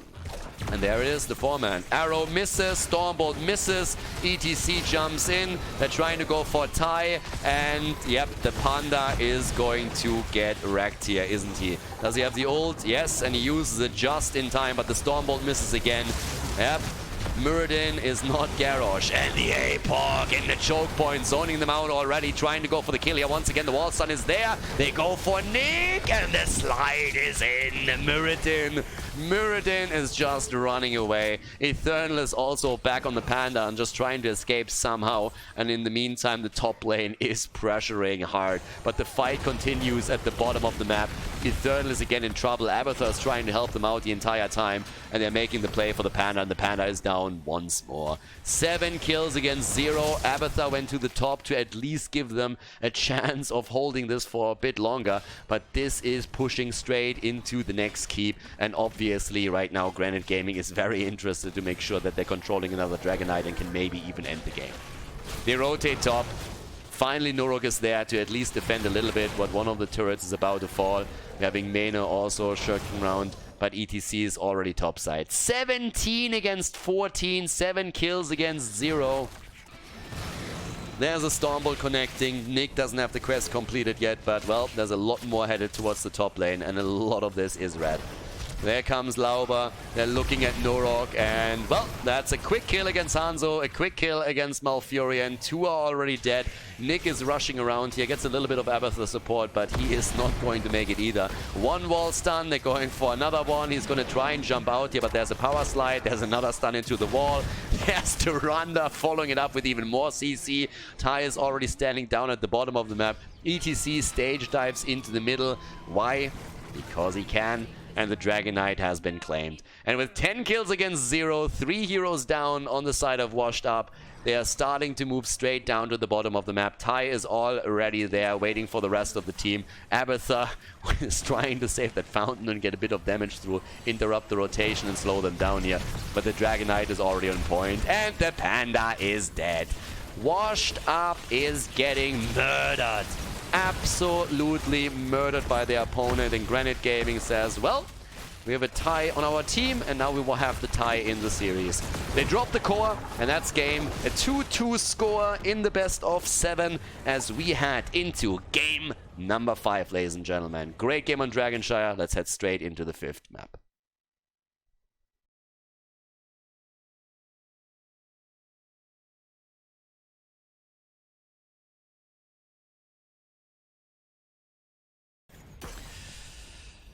The series is tied. We have a tie in the series, and for once I'm not talking about the Granit Gaming player. Battlefield of Eternity is our 5th map in the best of 7, and yeah, that has changed quickly. I gotta admit, I was a bit worried. Heading into the games, I expected a great series. Then we had a quick 2-0 for Washed Up, where they, I feel, played very dominant and very controlled. And I got worried slightly, and I was like, what's happening here? So, yeah, now that we have a 2-2, and we are guaranteed to at least have 6 maps in this grand final, I'm already a happy panda, I can tell you that much. We might go the full distance here, to be honest with you. This looks more and more like it could be a 7-mapper. So let's check that out. We have Tyrande banned, we have Tracer banned. Realize something? There's a hero that hasn't been banned. Zeratul. It's Battlefield of Eternity on the other hand. And there's the Alarak ban against Mena this time. Svamgrotta is saying like, okay boys, I kind of performed pretty well on Alarak here. I don't want Mena to try and outplay me here. But with the, I think the Garrosh ban is one of the few that is not going to change here anytime soon. I mean, this is just not happening. Nick has played amazing on Garrosh. Doesn't mean that he doesn't play well on the other heroes too, but it's definitely not quite on the same level of threat that a Garrosh play has been performing here. So now with this, we're having ETC picked in the first rotation. Very quickly. Is it Panda time again, by the way? Now that Granit Gaming has a chance to go into the Panda on the first pick. Could happen. This series is awesome. This is a cool final. I like this. This is a worthy end of Season 1 of Division S. And there's Chen, there's Li Ming. Tai gets Li Ming, going for the resets. Fury gets Chen. And how is Washed Up reacting to this? They picked ETC immediately. They said ETC is the opening. And ETC is fantastic on Battlefield because you can oftentimes combo the stuns and the pushes from ETC with the immortal stuns. That really helps you in a defensive posture. And oftentimes leads to kills too if you play it normally. And ETC himself is obviously great. There's Mena on Hanzo. Malfurion again for Nurok. But what else? And it's time for the bans right now, but I honestly feel that with the Chen and Li Ming setup that we're seeing for Granit Gaming, they're very happy with the early rotation. And I don't think they mind too much what they're up against right now. The ETC, Hanzo, Malfurion is pretty stable, you know a lot how to deal with this. There's Jaina getting banned out, okay, so not a lot of burst after ETC gets the power slide in. Or gets banned by Washed Up there. I mean, they banned Tyrande already against Henning. Are they banning another support? I don't really think so. Maybe they're going to target Lauba a little bit and try to limit the frontline hero pool for now. Greymane, another hero that could be played, obviously. That might be something that you're worried about. Ana! Alright. Homing in on the supports. No nano boosted Li Ming. Makes sense too. No nano boost for Tai. But still, I think he's going to be fine for here. Trying to make sure that he gets a couple of the resets into play. Then again, what else are we having? Granit Gaming at this point. I have to figure that out a little bit. Okay. Ah, Greymane! Yes, again. I personally thought they would ban Greymane. But again, with the nano boost it makes sense to ban Ana out. But there's Diablo plus Greymane plus Chen. Woo! That's a nasty one, honestly. And Henning hasn't picked a support yet. Any kind of follow-up after Diablo would already be great. I mean, he can still go into...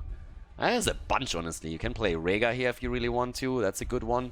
You could even go into Degard Kane again, even though I don't really think that's going to happen. There's Yrel and Thrall. So it seems like we're going to see another Crash Lightning Thrall, with Yrel being on the offlane and Thrall being in the 4-man. And now, the last pick, Rhaegar. Alright. Double Wolf. Boys, we're going game 5. Again, this is not the final map. This is a best of 7. We're heading straight into the 5th map of our grand final at Division S. Let's see who takes the lead here. Washed Up or Granit Gaming? Game on, everyone! Washed Up against Granit Gaming. The 5th map in this best of 7. Nurok on Malfurion for Washed Up. Main on Hanzo. Nick on ETC. Eternal is back on Yrel. And we have Hazops on Thrall. Granit Gaming, on the other hand, starting on the right side of Battlefield of Eternity in red with Lauba on Diablo. Svamgrotta on Li Ming, actually, as Tai has taken over Greymane duty. Fury on Chen and Henning on Rhaegar. The Animal Kingdom is currently represented pretty nicely on the side of Granit Gaming. Actually, we have a lot of stuff in here. We have a goat, we have 2 wolves, a panda, and a cow fighting it out here. Then also an orc, a demon, and a guy with a bow. So, yeah, Malfurion, I guess, counts as moss. At least that's the color, and that's roughly also, I mean, he's a little bit old. He has also arthritis. Have you ever actually readied up with Malfurion anywhere in a quick match or something? Like, that guy's hands are shaking the entire time. He has something, I'm not quite sure what. But considering how old he is, it doesn't surprise me whatsoever. Svamgrotta sniffs out Nick on the side here. The holy cow, at this point, is just sniffing around, trying to see if his power slide would help them. And actually, we're having Hanzo, despite the fact that he finds himself in the 4-man, not going for Trash Lightning, but instead heading straight in for the Echo of Elements. Fair enough. Bit more sustainability for him because of the extra proc attempt on the Frost Wolf Resilience here. So yeah, Hanzo trying to get his stacks together. Could have played the offlane even, but Tyrael obviously a little bit more powerful on that position, especially with Infernal. But yeah, Echo of Element for Thrall. And they are still poking, and so far they're doing a good job here. The Panda up to the top lane is currently suffering a bit against Tyrael. The goat is just pretty awesome. And let's see how the bot lane setup here is working out for Granit. Because so far, they're pretty much forced behind the wall quite easily. Mena is just getting the damage through. And if you know Mena, he's at this point not very happy. Being 2-0 ahead, he was probably in a pretty good mood, full in his zone. And at this point with the 2-2, when he starts losing, he starts to become very, very angry and says like, alright guys, now we win. That's one of the cool things about him. That guy is competitive to the bone. It's honestly insane. Every single time I've seen him win a match at any offline event, the first thing that he does after the game is think about what he screwed up and how he can get better. And you should see him after he loses a match. Instead of just looking for any kind of excuse, he just owns up to all the mistakes and immediately says, it doesn't matter if some of my teammates made mistakes, I have to think about what I did wrong, because I didn't play perfect either, and I need to get better because that can't happen again. So Mena, highly motivated, I can guarantee you that much, as they're heading in. And we have, on the other hand, at the top lane, a 2 versus 1 as Ty rotated over, they took the camp, pushed in together with this. It obviously gave us the Khazra camp at the bottom lane for the blue team. Stacks coming in for Hanzo in the form of the Frost Wolf pack now, so very likely to combo that off with the Alpha Wolf on level 16 to put some pressure onto Diablo in particular. Yeah, and Ty is trying to work even more around the mercenaries here. With the Insatiable now on level 4, we're having the Viciousness, we have the adjustment also into the Charged Blast on the side of Svamgrotta for Granit Gaming, so no dominance here on the side of Liming. And at the bottom of the map, the camp is starting to push in. The same is also going to happen all the way up at the top, as the Pandas trying to push Tyrael back, but the first objective is now on the map. And that's where the action starts. That's where you want to get especially Greymane into position again, or Hanzo obviously. But Hanzo actually going into the explosive arrows and the target practice, so Mena more interested in taking down heroes here, and instead of just firing away against the Immortal and trying to burn that down quickly. No scatter arrow built for him. And the attack is already there. Lauber looking even for the engage against ETC. That didn't quite work out. You have to be careful with the stun circles. This is where ETC feels at home with another quick slide. And yeah, there's the hits coming in. Once again, down to the bottom of the map. Also, Hand of Freedom for Tyrael. 15 stacks for Hanzo Ops. So he's working on that Echo of Elements. This is one of the few maps where you usually complete it a little bit later and normally don't have it in time for objective number 1. This game not being an exception at all. But Hanzo now rotated down to get another stack. They're trying to get also the Wolves connected again. Yep, there's one. Locked down immediately. 2 connects. They're going for Henning. They're going for Lau, but they're trying to drop the Wolf. And there's the jump in with Tyrael. And Infernal sets the kill up for Hanzo. That's the first blood in the game. The slide against Fury. And Infernal again with a bunny place, just hopping all over it and trying to get the kills in. Fury survives, but barely. Those arrows just not connecting. But once again, you can tell why Tyrael was banned out against Infernal over and over again. And keep in mind, one of the previous games saw him on Tyrael as the hero wasn't banned, and they won that handily. So now that he's back on Tyrael, he is already delivering. 4 stacks for the Frost Wolf pack for Thrall. Gonna try and get a little bit more out there. Playing really diligent around it. So far, hasn't really lost too much there. And with another good connect in one of the big team fights, he might even be able to complete it immediately. 19 stacks on a level 1. Tries to get a little bit more here. Frostwolf comes through, and there's the completion of the quest as they go for Ty. Greymane is down, and that's also another potential kill against Henning as Mane moves in and drops it. Both of the wolves are down, Echo of Elements completed, and Diablo gets shit on as well. 4 kills against 0, an easy immortal, and Washed Up is angry. Someone poked the Panda. And yeah, Fury up at the top, the only survivor for now. The Immortal is moving down to the bottom of the map. Ancestral Wrath now on level 7 as well. And with Calamity, that's at least something. And my bad, Granit Gaming took the Immortal. My apologies, ladies and gentlemen. A little bit too hasty there. While Washed Up did a fantastic job in the fights and burned the opponent down with a 4-0, they lost the objective. So that's at least something that Granit Gaming got, thanks to the Li Ming and Greymane poke here. And that's honestly the saving grace. If they would have lost that too, the snowball would have been incredible, but thanks to them claiming it, they're still behind, but it's still salvageable. So down here, the fight against the cow. Nick gets flipped over. They're trying to get the kill against him, but at the same time, we're having the attack great up against Fury, and he's in trouble. The Panda is low, and the Panda is down. Panda abuse once again. Henning is also dying. The cam gets stolen away. And Hoppity Hop Eternal just jumping in over and over again. And Lauber is not going to escape here. Nope. Thanks to the Holy Avenger and the cooldown reduction, they get the kill. Yes, Hanzo has fallen too, but it's still a 3-for-1 trade, and that's one that you're very happy to take. So Dibble's down, and now added experience straight into the level 10 as they're trying to move down to the bottom of the map. Broccoli already soaking some of the tower shots, and this is the very opposite of what we've seen in the last game. Right now, Washed Up is definitely cleaning house. And they're taking out the trash. 7 kills against 1. Now the level 10 coming into play, and the Immortal spawning another 25 seconds. It is party time if you are a fan of the blue team. Thrall with the Earthquake. Arrow, Tranquility for Hanzo and Malfurion. There's the Mosh Pit, as we are going to see Nick with the attempt to get a big playthrough. And obviously, again, the Ardent Defender for Tyrael. And with half a level still missing, it's a guaranteed halftime show for Granit Gaming. And also, they're starting to steal the camp away again. Arrow connects with 3. Mosh Pit, baby! And that's a party time. Keep him dancing, baby. Keep him dancing. 1 down, 2 down. Camp stolen 2. Oh my god, it's adding insult to injury, seriously. They take the camp away. They get the 2 kills. 9 kills against 1 now. And they are just obliterating them now. At this pop, we are seeing we're having the halftime show taken, and I think this is going to be maybe even 100% Immortal.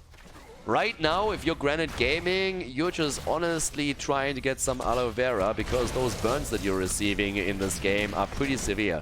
If you're getting spanked this hard, you might have to play the next game standing up and not sitting down.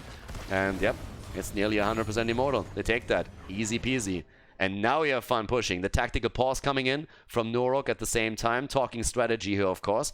9 kills against 1. Maybe a little bit of a mini bet. Trying to bet who's going to die next and on which team side. But the bot lane is pushing in, so that's already giving you a slight lead. With this lane already losing the entire wall, it means that the Immortal is going to focus its attention up to the top. There's at least level 10 abilities on the other side. And it worries me slightly that we are having the Wandering Kek.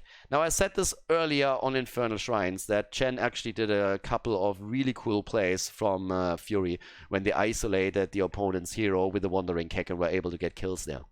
And I feel that's still true. But I think that the Triple Panda is just so unbelievably stronger if you're trying to take down a couple of squishies, and that even includes Thrall to an extent here, that I'm not sure how much they are going to get out of the Kek. It is still a good ult, so it's not like it's useless, but the power level of the Triple Panda is just not reached there, in my opinion. So that's something that we definitely have to check out later. ETC, by the way, as we're pointing it out here, has not really gotten his proc roll completed yet. I think that's going to happen now either way. Now, obviously, they can't move in the middle at this point, since there's obviously a 5-man just waiting for the Immortal to spawn. But once that we're seeing them move through the top lane, they should be able to rely on the quest reward in addition to what they already have here. It's still an even talent fight. But in terms of damage that we've seen so far, Mena, he has definitely been unleashed. 24,000 damage for him, 22,000 then again for Swamgrotta, as we're having him also trying to at least poke from the distance. But they just can't get the kills. They got 1 and that's it. And now as we're seeing those two globes sucked up by the red team, the rotation to the top is includes everybody. It's a 5 versus 5 here. Washed Up is obviously trying to snowball this now, and in an ideal world they're looking for kills again.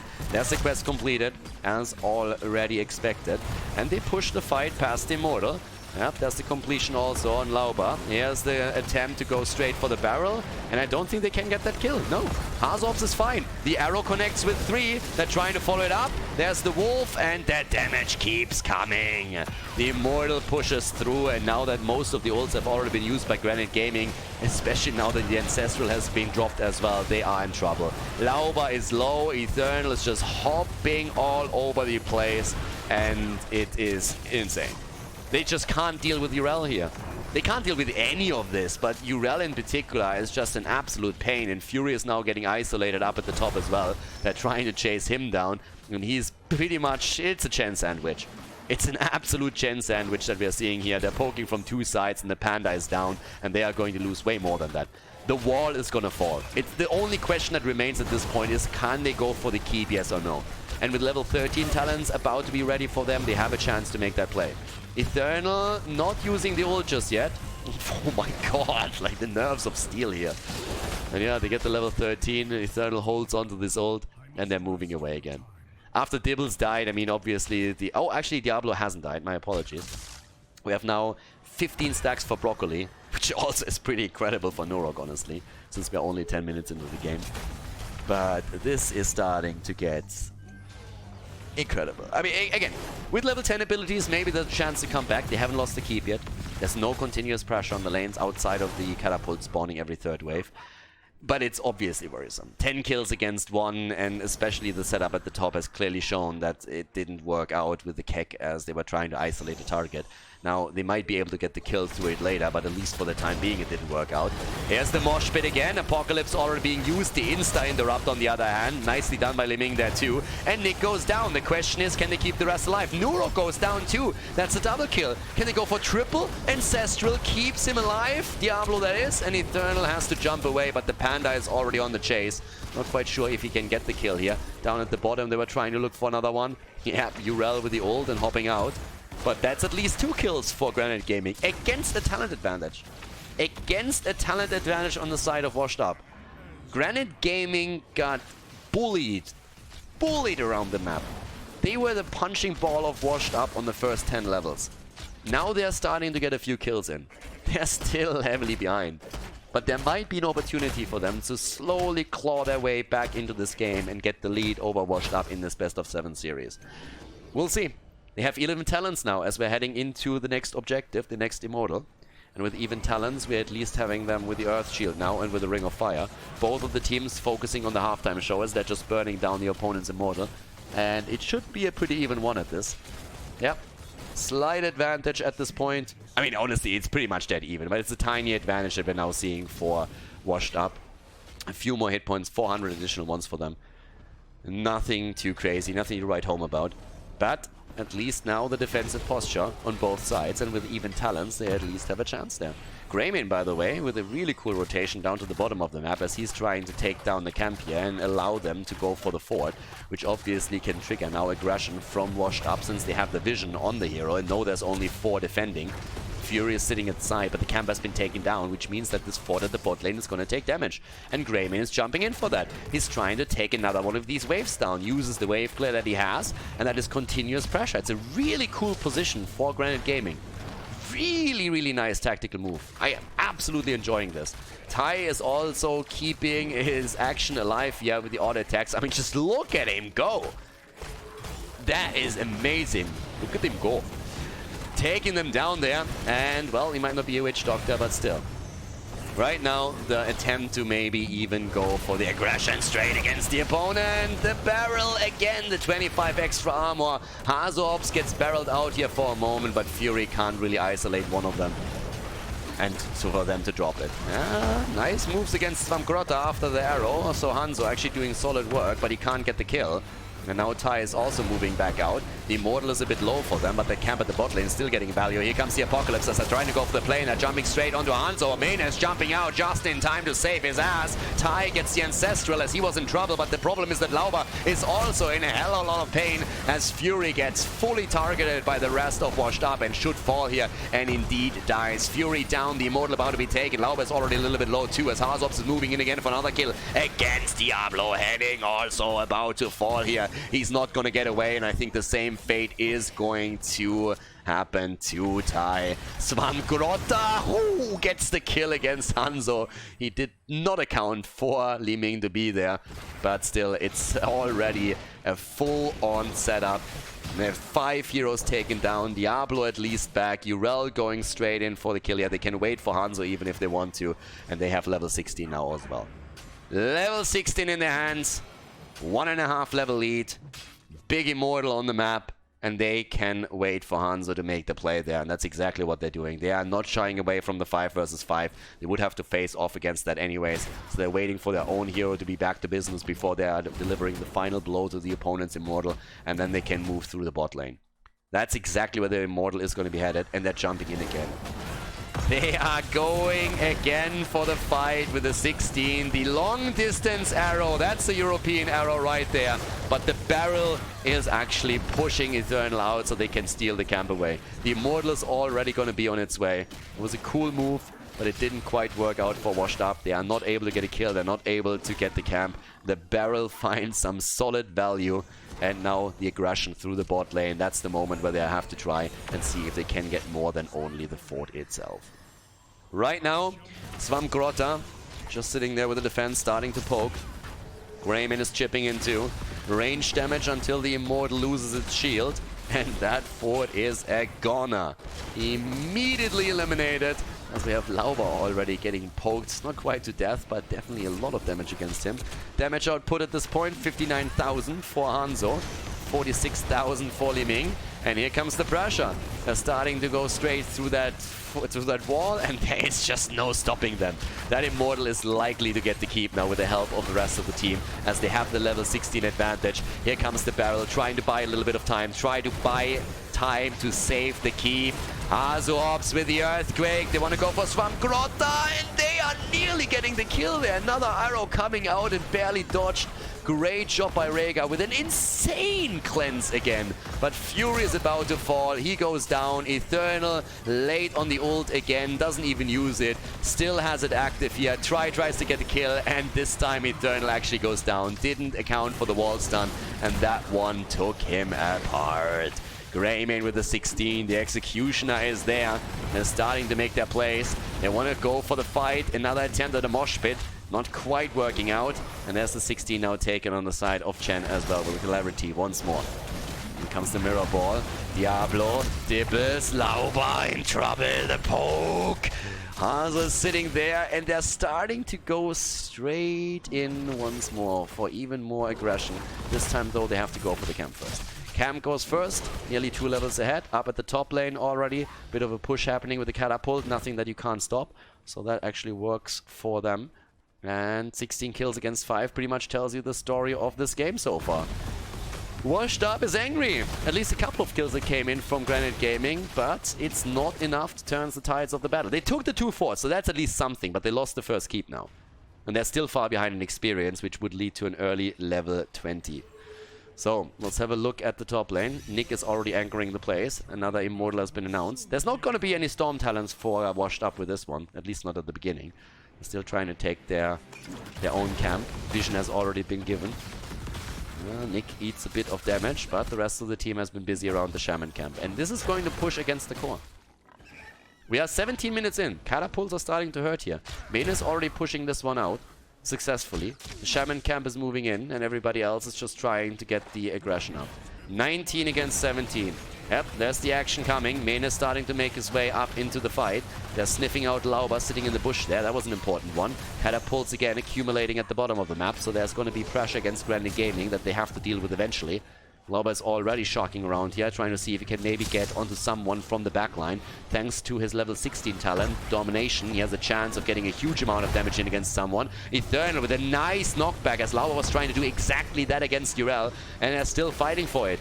And now we are seeing the retreat of Granit Gaming. They have to go down to the bot lane. They have to deal with this. There's a camp and there's 2 catapults. And that vision triggers an immediate reaction by Washed Up as they're jumping onto the Immortal to try and burn it down here.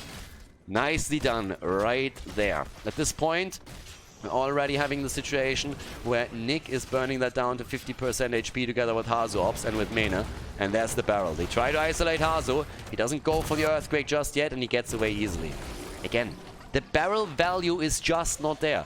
You might occasionally get a good isolation and some value out of it, but I can't help to think that them going into a triple Panda action would be way better to put the pressure onto Thrall, onto Malfurion and Hanzo. Here's the APOC on the other hand, and they get the wall stun. Hazops has already used the Earthquake, the arrow, the kill. Li Ming is down. They're trying to make the play straight for Lauber, and Dibbles is in trouble. So is Ty. They're already getting flanked right here. Here's the wall stun, and he pushes his way out with the help of the catapult, but Ty is going to fall eventually. It's the staggered death here. He's trying to go for a trade, but he can't make it happen. Ty is gonna die, and that is that. Level 20 talents now also in their hands. They have the Storm talents with the Bullseye right there. And in addition to that, the Seraphim already used. They're burning the Immortal down quickly. It will venture up to the top lane. 40 seconds for Greymane. For a second, you could really tell that they were thinking about going core. They decide against it. They try to play it safe here. 20 minutes in with a Storm talent and no chance of Granit Gaming to get their own 20 in time. That's a safe play right here. And with 18 kills against 5, they're looking fantastic. For now, they're setting everything up with Lunar Shower now taken 2. No talent yet for Thrall, none for ETC, who can obviously go into a Deathmatch, into a Blink, can pick the talent with a quick selection at any point depending on the situation. And they are starting to move top lane now. Diablo is trying to come in from behind. I mean, honestly, what can you do now? You have to force the fight somewhere behind the Immortal, or you're just going to be wrecked. And either way, it's going to be an insanely difficult defense. That keep has no chance whatsoever. They try to go for Nick. Again, he can bolt out if he wants to go for the talent here. The damage output alone, just look at Hanzo, 85,000. The keep is gone. Lauber with the attempt at a play. ETC with a stun. They're trying to go for Mena. Mena might fall, but no, not even that happens. He survives, gets the arrow in against Rhaegar, and they are getting the kill against Ty. They're getting the drop onto the Panda. Fury is not going to survive this one. He's about to fall. Lauber trying to make a couple of plays here with the wall stuns, but he can't make that either. The shield has already fallen, and we are going to see a lead for Washed Up in this best of 7 as they take the 3-2 advantage in the Grand Final Series at Division S Europe against Granit Gaming. GG and well played.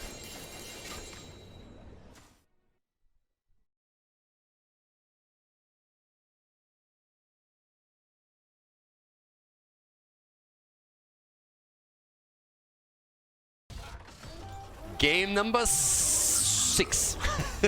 For a second I had to actually double check. Game number 6. We could have a 7 mapper, but Alterac Pass would also be a cool map to finish it all off on. This is another one for Abathur, and I think this time he's gonna be banned out. I honestly believe that this time Abathur is banned. So, Granit Gaming have currently banned out Garrosh now over and over and over again for very good reason. Ty has also no access to Zeratul on this map. Alterac Pass could be the last one. Washed Up in this best of 7 has the big lead, of course. There's the Tyrael ban. Yep, Granit Gaming is done with this shit. They have identified Garrosh as the threat on the side of Nick and Eternal with Tyrael. It took them a while. Other teams have been a little bit snippier and quicker on that particular ban pattern, but right now they are following back onto this, and Abathur got banned now too. And again, the question is, what do you do with the Panda? We have now seen twice the barrel play from Granit Gaming, and both times I wasn't really impressed with it. I really believe that the triple Panda is way more impactful, but they're not going for Chen. They're going for Tyrande instead. Interrupts also against the channel on the prisoner camp. Now that Tyrael is banned out, the question still remains, is the Panda maybe be picked up, maybe going to be picked up by Washed Up here? That's another option that they definitely have. There's a lot right now. Again, you can also go for Hammer again, and I would assume that Granit Gaming actually bans out Hammer against Hanzo Ops on the 3rd ban. That would probably be the smartest play, just to play it safe there from their perspective. Here's ETC again, and Hanzo. So Nick can play through the stunts again, and his mosh pits, honestly, in the last game were pretty good too. I mean, the first one was just crazy. They got 2 kills out of that. But yeah, with now Tyrande being in play, what are we going to get for Ty? And maybe is Fury still going for Chen? They still have the option to go for him. If they want to play the Panda, they have the opportunity right now. If they want to switch back into something else, they can. It's a big map. You could go to Jakka. Tracer finally getting picked by Ty. All eyes on Tracer. All eyes on Ty. Once the hero isn't banned out, Abathur has taken the priority, so they take Tracer immediately. Dibbles also picked together with it, so again the combo with Tyrande stun after Diablo engage. That definitely helps. And let's check it out. What's the bans now? What are they taking away here? Are they worried about a double support in any way? Could be a case. Yes, Tacita gets banned. Alright, playing it safe for now. Hammer? You really want to ban Hammer at this point. You have Tracer already. Hanzo Ops on Hammer is a pest. The auto attacks against Tracer are fantastic. What else are you going to ban if you don't ban Hammer? Are you trying to limit Nurok's hero pool and just ban out Malfurion again? Nah, it's Hammer time. Hammer gets banned, and I really like the bans that we're seeing here from Granit Gaming. They have a target ban against 3 of their players, and that works quite nicely for them now. Obviously, there's still the big question, what exactly is Washed Up going to pick now? They have Hanzo, they have ETC, they still need an offlaner. So far, Chen hasn't been touched, has definitely fallen to drop. A lot of the teams have started to just stack CC against Chen and do really well around that. Okay, bit of a grey main counter. Arthur's is being taken. And again, the triple frontline that we're seeing here. ETC, Arthur's, and Thrall. So with this, we're now also having with Arthur's another tool against a potential grey main pick from Swamp Grotta. You can still take him. But you gotta be a little bit careful against Arthur, since that Frozen Tempest is a huge pain if you are mainly looking at auto attacks. Also helps with Death Coil and the Chain Lightning poke against Tracer. But there we have Fury on Malthael and Junkrat, played by Swamp Grotta. And honestly, at this point, you could even think, in theory, of going Tormented Souls. Against a triple melee, definitely worth a thought. Then again, Last Rites, still fantastic. So they can easily take that one too and try to get that cooldown reduction in to work through that damage. Washed Up with the last pick on map number 6. Could be the last one of this series, and it's Alexstrasza. Alright, the thick plays from Nurok with the Dragon Queen as they're trying to get the position here. And boy, are we ready for this. A fantastic series so far. It could end on Alterac Pass, and we're going to find out right now as Washed Up goes up against Granit Gaming for the 6th time in a row. Game number 6, Washed Up in the lead with a 3-2 against Granit Gaming as we are heading into Alterac Pass. Hazuobst on Thrall. We have Nick on ETC, Nurok on Alexstrasza, ready for the thick plays. Min on Hanzo, and Eternal on the side lane, Arthurs. Lauba on Diablo with the spell shield, the soul shield, immediately on level 1. Swamp Grotta on Junkrat. Henning on Tyrande. Ty, for the first time, I think in this tournament on actually now for the 2nd time in this tournament on Tracer, and Fury on Malthael with the On a Pale Horse on the map now. Echo of Elements for Thrall, and let's see what Ty can pull off here. I mean, seriously, all eyes on Tracer at this point. There's always a huge amount of pressure. If you get target banned all the freaking time and then finally you get your hero, it's a little bit of pressure to really prove that those target bans are worthy, that they are definitely there for a reason. So let's see what Ty can pull off here. There's a lot of actually point and click damage against Tracer, so you can pull it off with a Death Coil, you can pull it off with a Chain Lightning. There's definitely quite a bit of that going on, so they have to be cautious. At the top lane, we're seeing the play with Malthael against Arthurs. And keep in mind, this is actually the first game today, and also in the series, where we have Chen neither banned nor picked. No more Chen than you, at least here. So Nick survives at the top, having a bit of a wraparound as they're trying to go for mana, but in this case it didn't work. Down to the bottom of the map, Thrall has pretty much all the time in the world, all the space that he needs to work on his Echo of Elements. Hanzo is already trying to poke those down one after another, but Ty is moving in as well, as both of the teams are going for their Bruiser camp already. So trying to play around that. Double boss obviously on the map here too. But let's see. We're having towards the right side of the map. Grotta and Henning just sitting tight, trying to go for their own camp. In the meantime, we have the same happening on the left side of the map. Nothing really too fancy happening just now. It's one of the maps where even when you have the objective on the map, oftentimes teams are still trying to get a bit more experience before they're heading into the objective itself and just play around the attempt to get an extra talent before they're heading into this. So right now we're having, well, Eternal sitting there. Fury also still with a bit of a play, trying to make his thing happen. There's no kills just yet. Both the teams are just playing it safe. I mean, again, it is Game 6, and especially from Granit Gaming's perspective, you gotta be careful now. You can't overstep. You want to push, you want to be aggressive, but you don't want to overextend, and you want to play this careful. And there's a good combo against ETC, but everybody else was ready immediately to save him, especially Alexstrasza.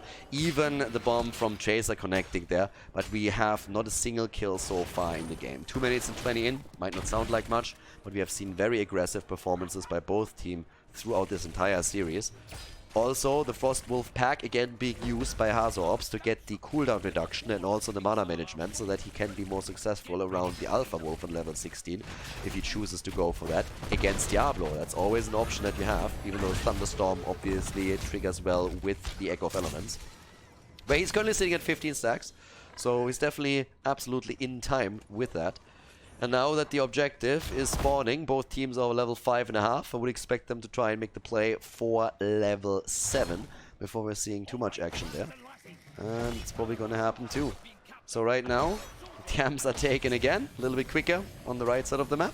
As Granit Gaming is going for it, up to the top, try zipping around, and everybody is just chilling. Thrall wants his quest completed, 3 minutes 15, super fast quest completion for Hanzo Ops. And everybody is just looking a little bit at those prisoner camps, and it seems like Granit Gaming is the first one to make a move there. We're still having the camp being attacked down here at the bottom, so not the entire squad is ready to deal with it. Hanzo Ops is trying to zone that out, but there's the progress. And at this point, they're trying to get as much of an advantage as they possibly can. And the more they can zone this out, they might even be able to get the first objective here without much resistance. Laubesh is sitting there. There's continuous poke coming from Grotta. It's another 11 seconds, 10 seconds. There's the channel attempt. Can they interrupt that? The kill attempt against Henning, and that one is going to be successful. Down goes Tyrande. Dragon Queen gets popped as well, and everybody on the run with Lauber trying to escape as Grotta is attempting to at least fire away with the grenades against the heroes in pursuit, but Dibbles goes down. Double kill for Washed Up. After they took the early 2-0 lead in this series, Granit Gaming was able to win 2 games in a row, force the tie, but on map number 5, Washed Up once again successful. And this time they have a solid start into game number 6. And this might be the last one. Depends all on Washed Up's performance right now. Can they claim objective number 1? Fury finds himself in a bit of a pickle. All the way over to the left side of the map. Fury and Malthael survives for another second. The spray game is on point, by the way. But yeah, Fury still gets taken down. Also, it's a bit weird. I mean, we have 1.8 seconds on that timer. So it's one of these things where it's just like, really? Couldn't we just get that? Camps are taken. This is honestly one of the things that's pretty cool about Granit Gaming so far. They have been incredibly diligent to get this camp, and that gives them obviously a bit of experience too. The problem that they have, though, is that their opponent is still ahead. Again, the bomb against Mena there in the back line. They're trying to stall this out right now. Channels are happening at the same time. Washed Up is pushing for it. They want their first one. They want the cavalry. And are they going to get the cavalry? They might be able to. And no, it gets channeled. 1.2 seconds. Both of them are so close. But it's Diablo that dies. Counter kill? Hell yeah. We'll take that Arthur's to go. Thank you very much. Fury then again. He keeps himself alive for a long time, but he dies regardless. Now we're having the pressure against Mena, but he survives too, and they're able to stay in play for a little bit longer. Diablo back to business. Malthael is going to come back soon, and it's going to be another 5 versus 5. But obviously, there is a lead in experience for Washed Up now, which means that they have nearly an entire level, and more importantly, they have the earlier access into level 10. Hanzo ops up at the top lane, tied down here, already trying to zip in. It's only 1.8 seconds, that's all that they need. Can they get the kill? They go for Nick, and no, they cannot. They just can't get him here. Eternal gets zoned out too. The quest completed on level 4 for Thrall. The Frostwolf pack is ready. Here comes the Dragon Queen again. Newburgh popping the trade as they're attempting to make the play. Howling Blast and the lockdown against Malthael. 6 kills against 1, and that is going to... Well, Mina survives. Ty, oh my god, gets away from the arrow. Dodges it. Juke Master 2000 has spoken, but the level 10 is ready, and that now means it should be the cavalry for washed up. Yep, they get it, and there it is. The first prisoner camp successfully taken by the team in blue. Lele Bleu, as Mena is leading the charge with the team here. Arrow, Earthquake, Mosh Pit, Army of the Dead, and Alex Straza still waiting it out for just a second, dropping the ult, going for the life binder, trying to especially keep the front line alive. Level 10 is going to be in play for Granit Gaming just for the defense, but obviously the objective on this map usually pretty powerful. So already trying to push through, and what is Malthael going to take? That was the big question earlier, and we have the last rites. Apocalypse, in addition to that, also the Reptile plus Shadowstalk, and as usual the Quantum Spike here for Tracer. Can they get a couple of kills? That's the question though. First cavalry in the mid lane, nearly defeated. Up to the top, Malthael is doing a good job against the other one. Not really a lot of value. Honestly, not as much damage done through the cavalry in the objective, even though it's only the first one, as I expected. The Mud Pit slowing down Lauba here. But they are still staying in play. They are nearly a level behind, that's definitely still true, that hasn't changed. But they are not losing too much. The forts are all still in play, some of the walls are still nearly intact. So it's not as bad as it could have been for them. Fury is already focusing on the next camp here. In terms of the damage output that we're seeing, we have him taking the top numbers here with a constant damage against Arthur, 17,000 for now. Then again, the poke from Junkrat has also been fairly successful, 15k for him, but it's nothing compared to what we're seeing from Hanzo. 20,000 for Mena, as he is trying to lead his team to victory with the sick frontline plays that we're seeing from Nick through this entire setup. And obviously Newburgh also, very, very solid performance here from him. Jumping in to sub for the team, a little bit of a trap at the top. Infernal isn't getting baited by that anytime soon, but they're trying to make the play in the middle. Washed Up is absolutely happy to slow this down a bit. They want the level 13 advantage before they engage into another fight. So if this is getting a bit delayed, they're going to be very happy about that for sure. And here comes the action. 6 kills against 1, half a level away from 13. Eternal already moving away, just saying, nope, not happening. You start to disappear on the map, I know what to do. Fall back, chill, relax a little bit, and make sure that I'm ready for the next engage. And Hanzo Ops gets behind the wall. It's a close call. If the angle would be a little bit different, they might have a chance to just flip him over for 1 second and right into the Tyrael stun, but that hasn't happened here. And now that we're seeing the next prisoner camp arrive, you know what's going on. Level 13 will be available. And there it is. Taken by Washed Up, and they have to push the envelope now if they want to capitalize on that little time frame that they have, that advantage with the extra talent to take another prisoner camp, or at least take the advantage here. Thrall straight in with the Spirit Shield. We're also having the Shattered Armor, so even more kill potential through that. Eternal connects another one, still working on his level 1 quest, sitting at 11 stacks now. 18 stacks for ETC, by the way. And so far they can't get the control, and 13 is nearly there. More experience lost in the middle. That fountain, by the way, is not going to make it. And we're seeing Malthael still topside. 13 ready for now, but there's the interrupt. The problem is that they already managed to get the channel. Malthael now with a Pale Horse, making his way straight back into the middle, into the bottom there. Inevitable end used by him, or actually taken, not used yet, but will be during the fight for sure. They're trying to make the plays here. Malthael already waiting for the engage. Fury hitting in, hiding in the shadows. There's the Dragon Queen. They're trying to get the objective. In comes Lauba with a stun, but Newburgh buys them time, and the objective is channeling, and they have a very good shot at making this one work. And that would be the second cavalry that pushes through those lanes, and it seems like they're gonna let this one go. Dragon Queen is over. Ty wants to interrupt, but immediately Eternal is there. there, pushing him back. Nick, can they get the kill? The A-pop doesn't connect with anybody. They zone him out a little bit, but that's all they can accomplish with it. Down in the back, we have Fury looking for a last ride. He doesn't find one. And now that we have another objective for Washed Up, there can't be a doubt that they're at least going to get one fort with this setup. Again, the quests, 13 stacks, 4 Arthurs. Hanzo has completed his level 1 by now. The same is true for ETC. A lot of power spikes coming through the quest rewards. And now the approach straight in for Ty. Tracer is low, trying to rush away here and able to escape. But it was a close call for sure. And they're trying to make the play now for Lauber. They're isolating him again. He's already thinking about the mosh pit, you can tell. But Nick, is he going to go for Malthael? Not quite. The kill against Junkrat as Arthurs goes solo and drops the rat quickly. And they're getting another lockdown. This time against Lauber. They can't get the kill, but they get the fort. And guess what? A similar picture is already unfolding all the way up at the top and at the bottom of the map. 2 forts down, another one about to fall. Washed Up with 7 kills against 1 in the 6th game of the series. They have the 3-2 lead. They want to win the grand final. They want to crown themselves the champion of Division S season number 1. And so far, things are looking pretty good for them. We have seen a lot of comebacks in this tournament, though. The playoffs have been crazy. We've seen incredible comebacks. But can Granit Gaming really dig deep once again and turn this one around? They are not far behind in experience at this point. It's a small experience lead, but it could be enough. Washed Up is already sitting at the bottom of the map. They're saying, boys, it is boss time.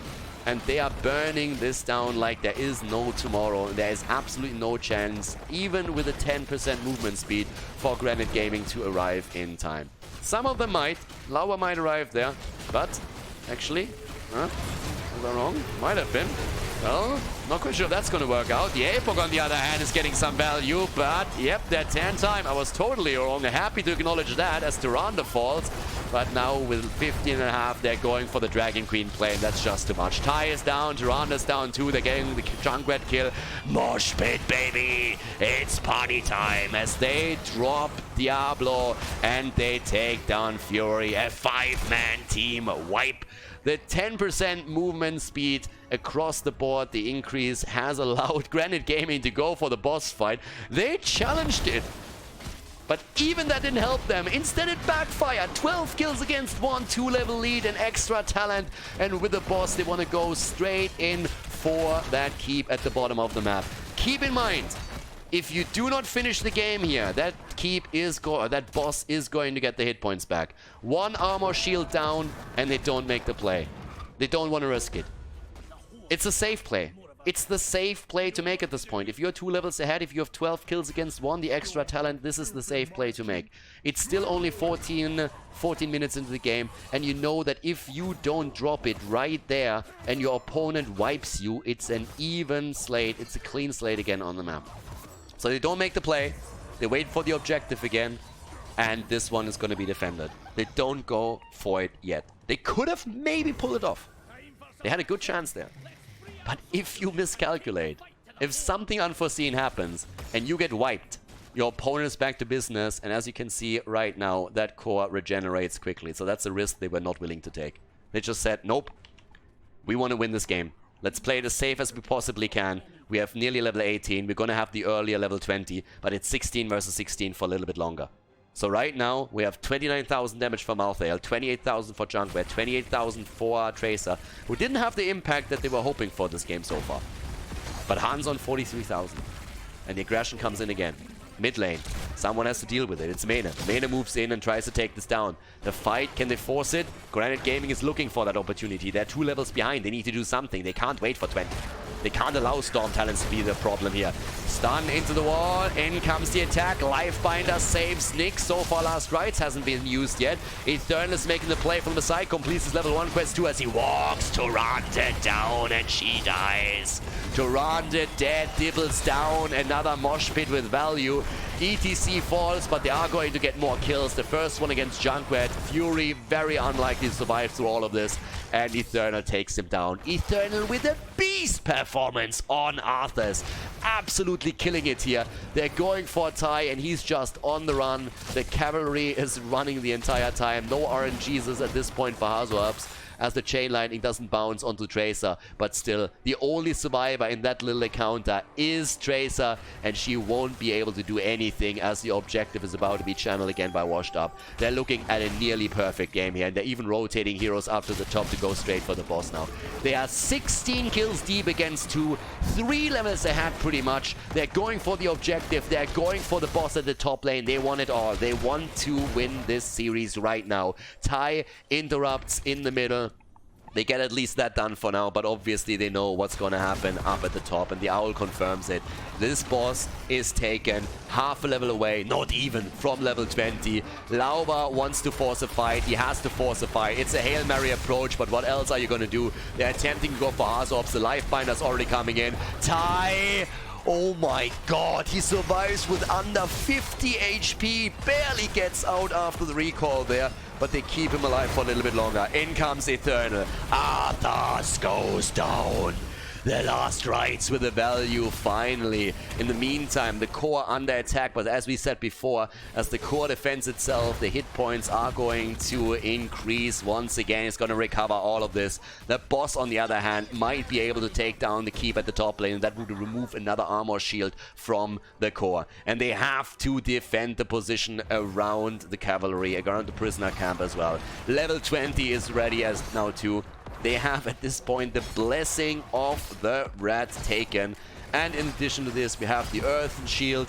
We're also seeing the Bullseye. Anti-Magic Shell has been claimed too. They're trying to defend the top lane, and they're going to be able to save this keep, at least for the time being. But they're still 2 levels behind.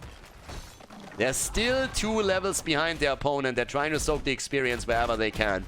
But this hasn't been a good game for them so far. The kill against Arthas saved them a little bit more time. He's going to be back in another 3 seconds. Camps are taken. They're pushing forward. They're trying to get the Raiders into the action. But since they don't have Storm Talons, can they really sustain themselves through a fight right now? They have to take the fight too. It's going to be a shitty fight for them. But they can't do anything else. They can't just fall back, allow the objective to be taken again by Washed Up. That would end the game for sure. So right now, they're just in this horrible position where they have to go up against Storm Talons. They're going to be trying to look for a quick kill, maybe with the last rites. If they can get that, they have a chance. But it is honestly a tall order to fight against this Washed Up lineup. These guys have been playing out of their minds. And now here we have it again, the push forward for the objective. They need to deal with the top lane too. They can't allow this to take down the keep. Actually, Diablo is just moving around. They know they have to win the fight anyways. But they're sacrificing potentially the keep topside. There's the interrupt, and the Dragon Queen gets used. Nurok with a trade. Arrow missing completely. That's the first one out. That was important. Here comes the APOC. It only zones them. No kill. Lauba in trouble. Lauba. Ooh, Diablo is down.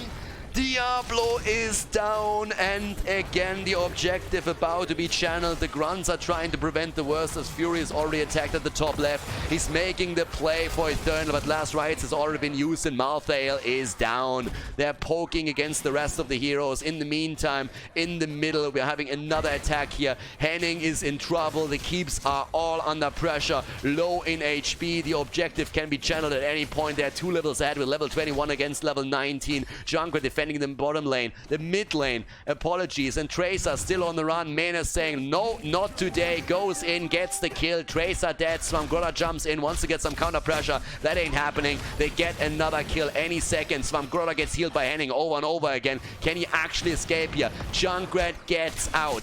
Oh my god, 60 HP, and they get the kill. Made with a bullseye. Goes in and drops them hard. Top lane keep about to fall, a few hit points remaining, and we have once again the objective coming through the map in favor of Washed Up. 20 kills against 3, a 2-level lead. Granit Gaming is half a level away from level 20 and their Storm Talents. They have 3 heroes on the map. Tracer is back in 20. But the keep is down, and the one at the top could fall any moment. They're already rotating over for it. 2 of the armor shields are down, a 3rd one might fall, and here come the Raiders. And this should be game at this point. Washed Up is looking for the championship. 72,000 damage. The arrow against Tyrande, and they're going for the core. They're burning it down, and this is victory. Washed Up is the champion of Division as of the first season. At least they should be. Try to get another kill. They drop Tyrande. They go for the core. They go for Fury, and they drop both. And this is it. Washed Up with a 4-2 victory in the best of 7 grand final at the Division S European Finals Season 1. Hey guys, thanks for watching today's video, and I hope that you enjoyed the match and the commentary. The remaining time of the video has been added to protect against spoilers caused by the length of the video itself. But please keep in mind, though, that this does not only mean more work for me, but also has a negative impact on the popularity of the videos and the channel because of YouTube's algorithms. It would be greatly appreciated if you'd consider supporting the channel and help me to continue the daily esports coverage by clicking the join button below the video or supporting me through the Patreon page linked in the video description. Thanks a lot for the support, and see you guys next time.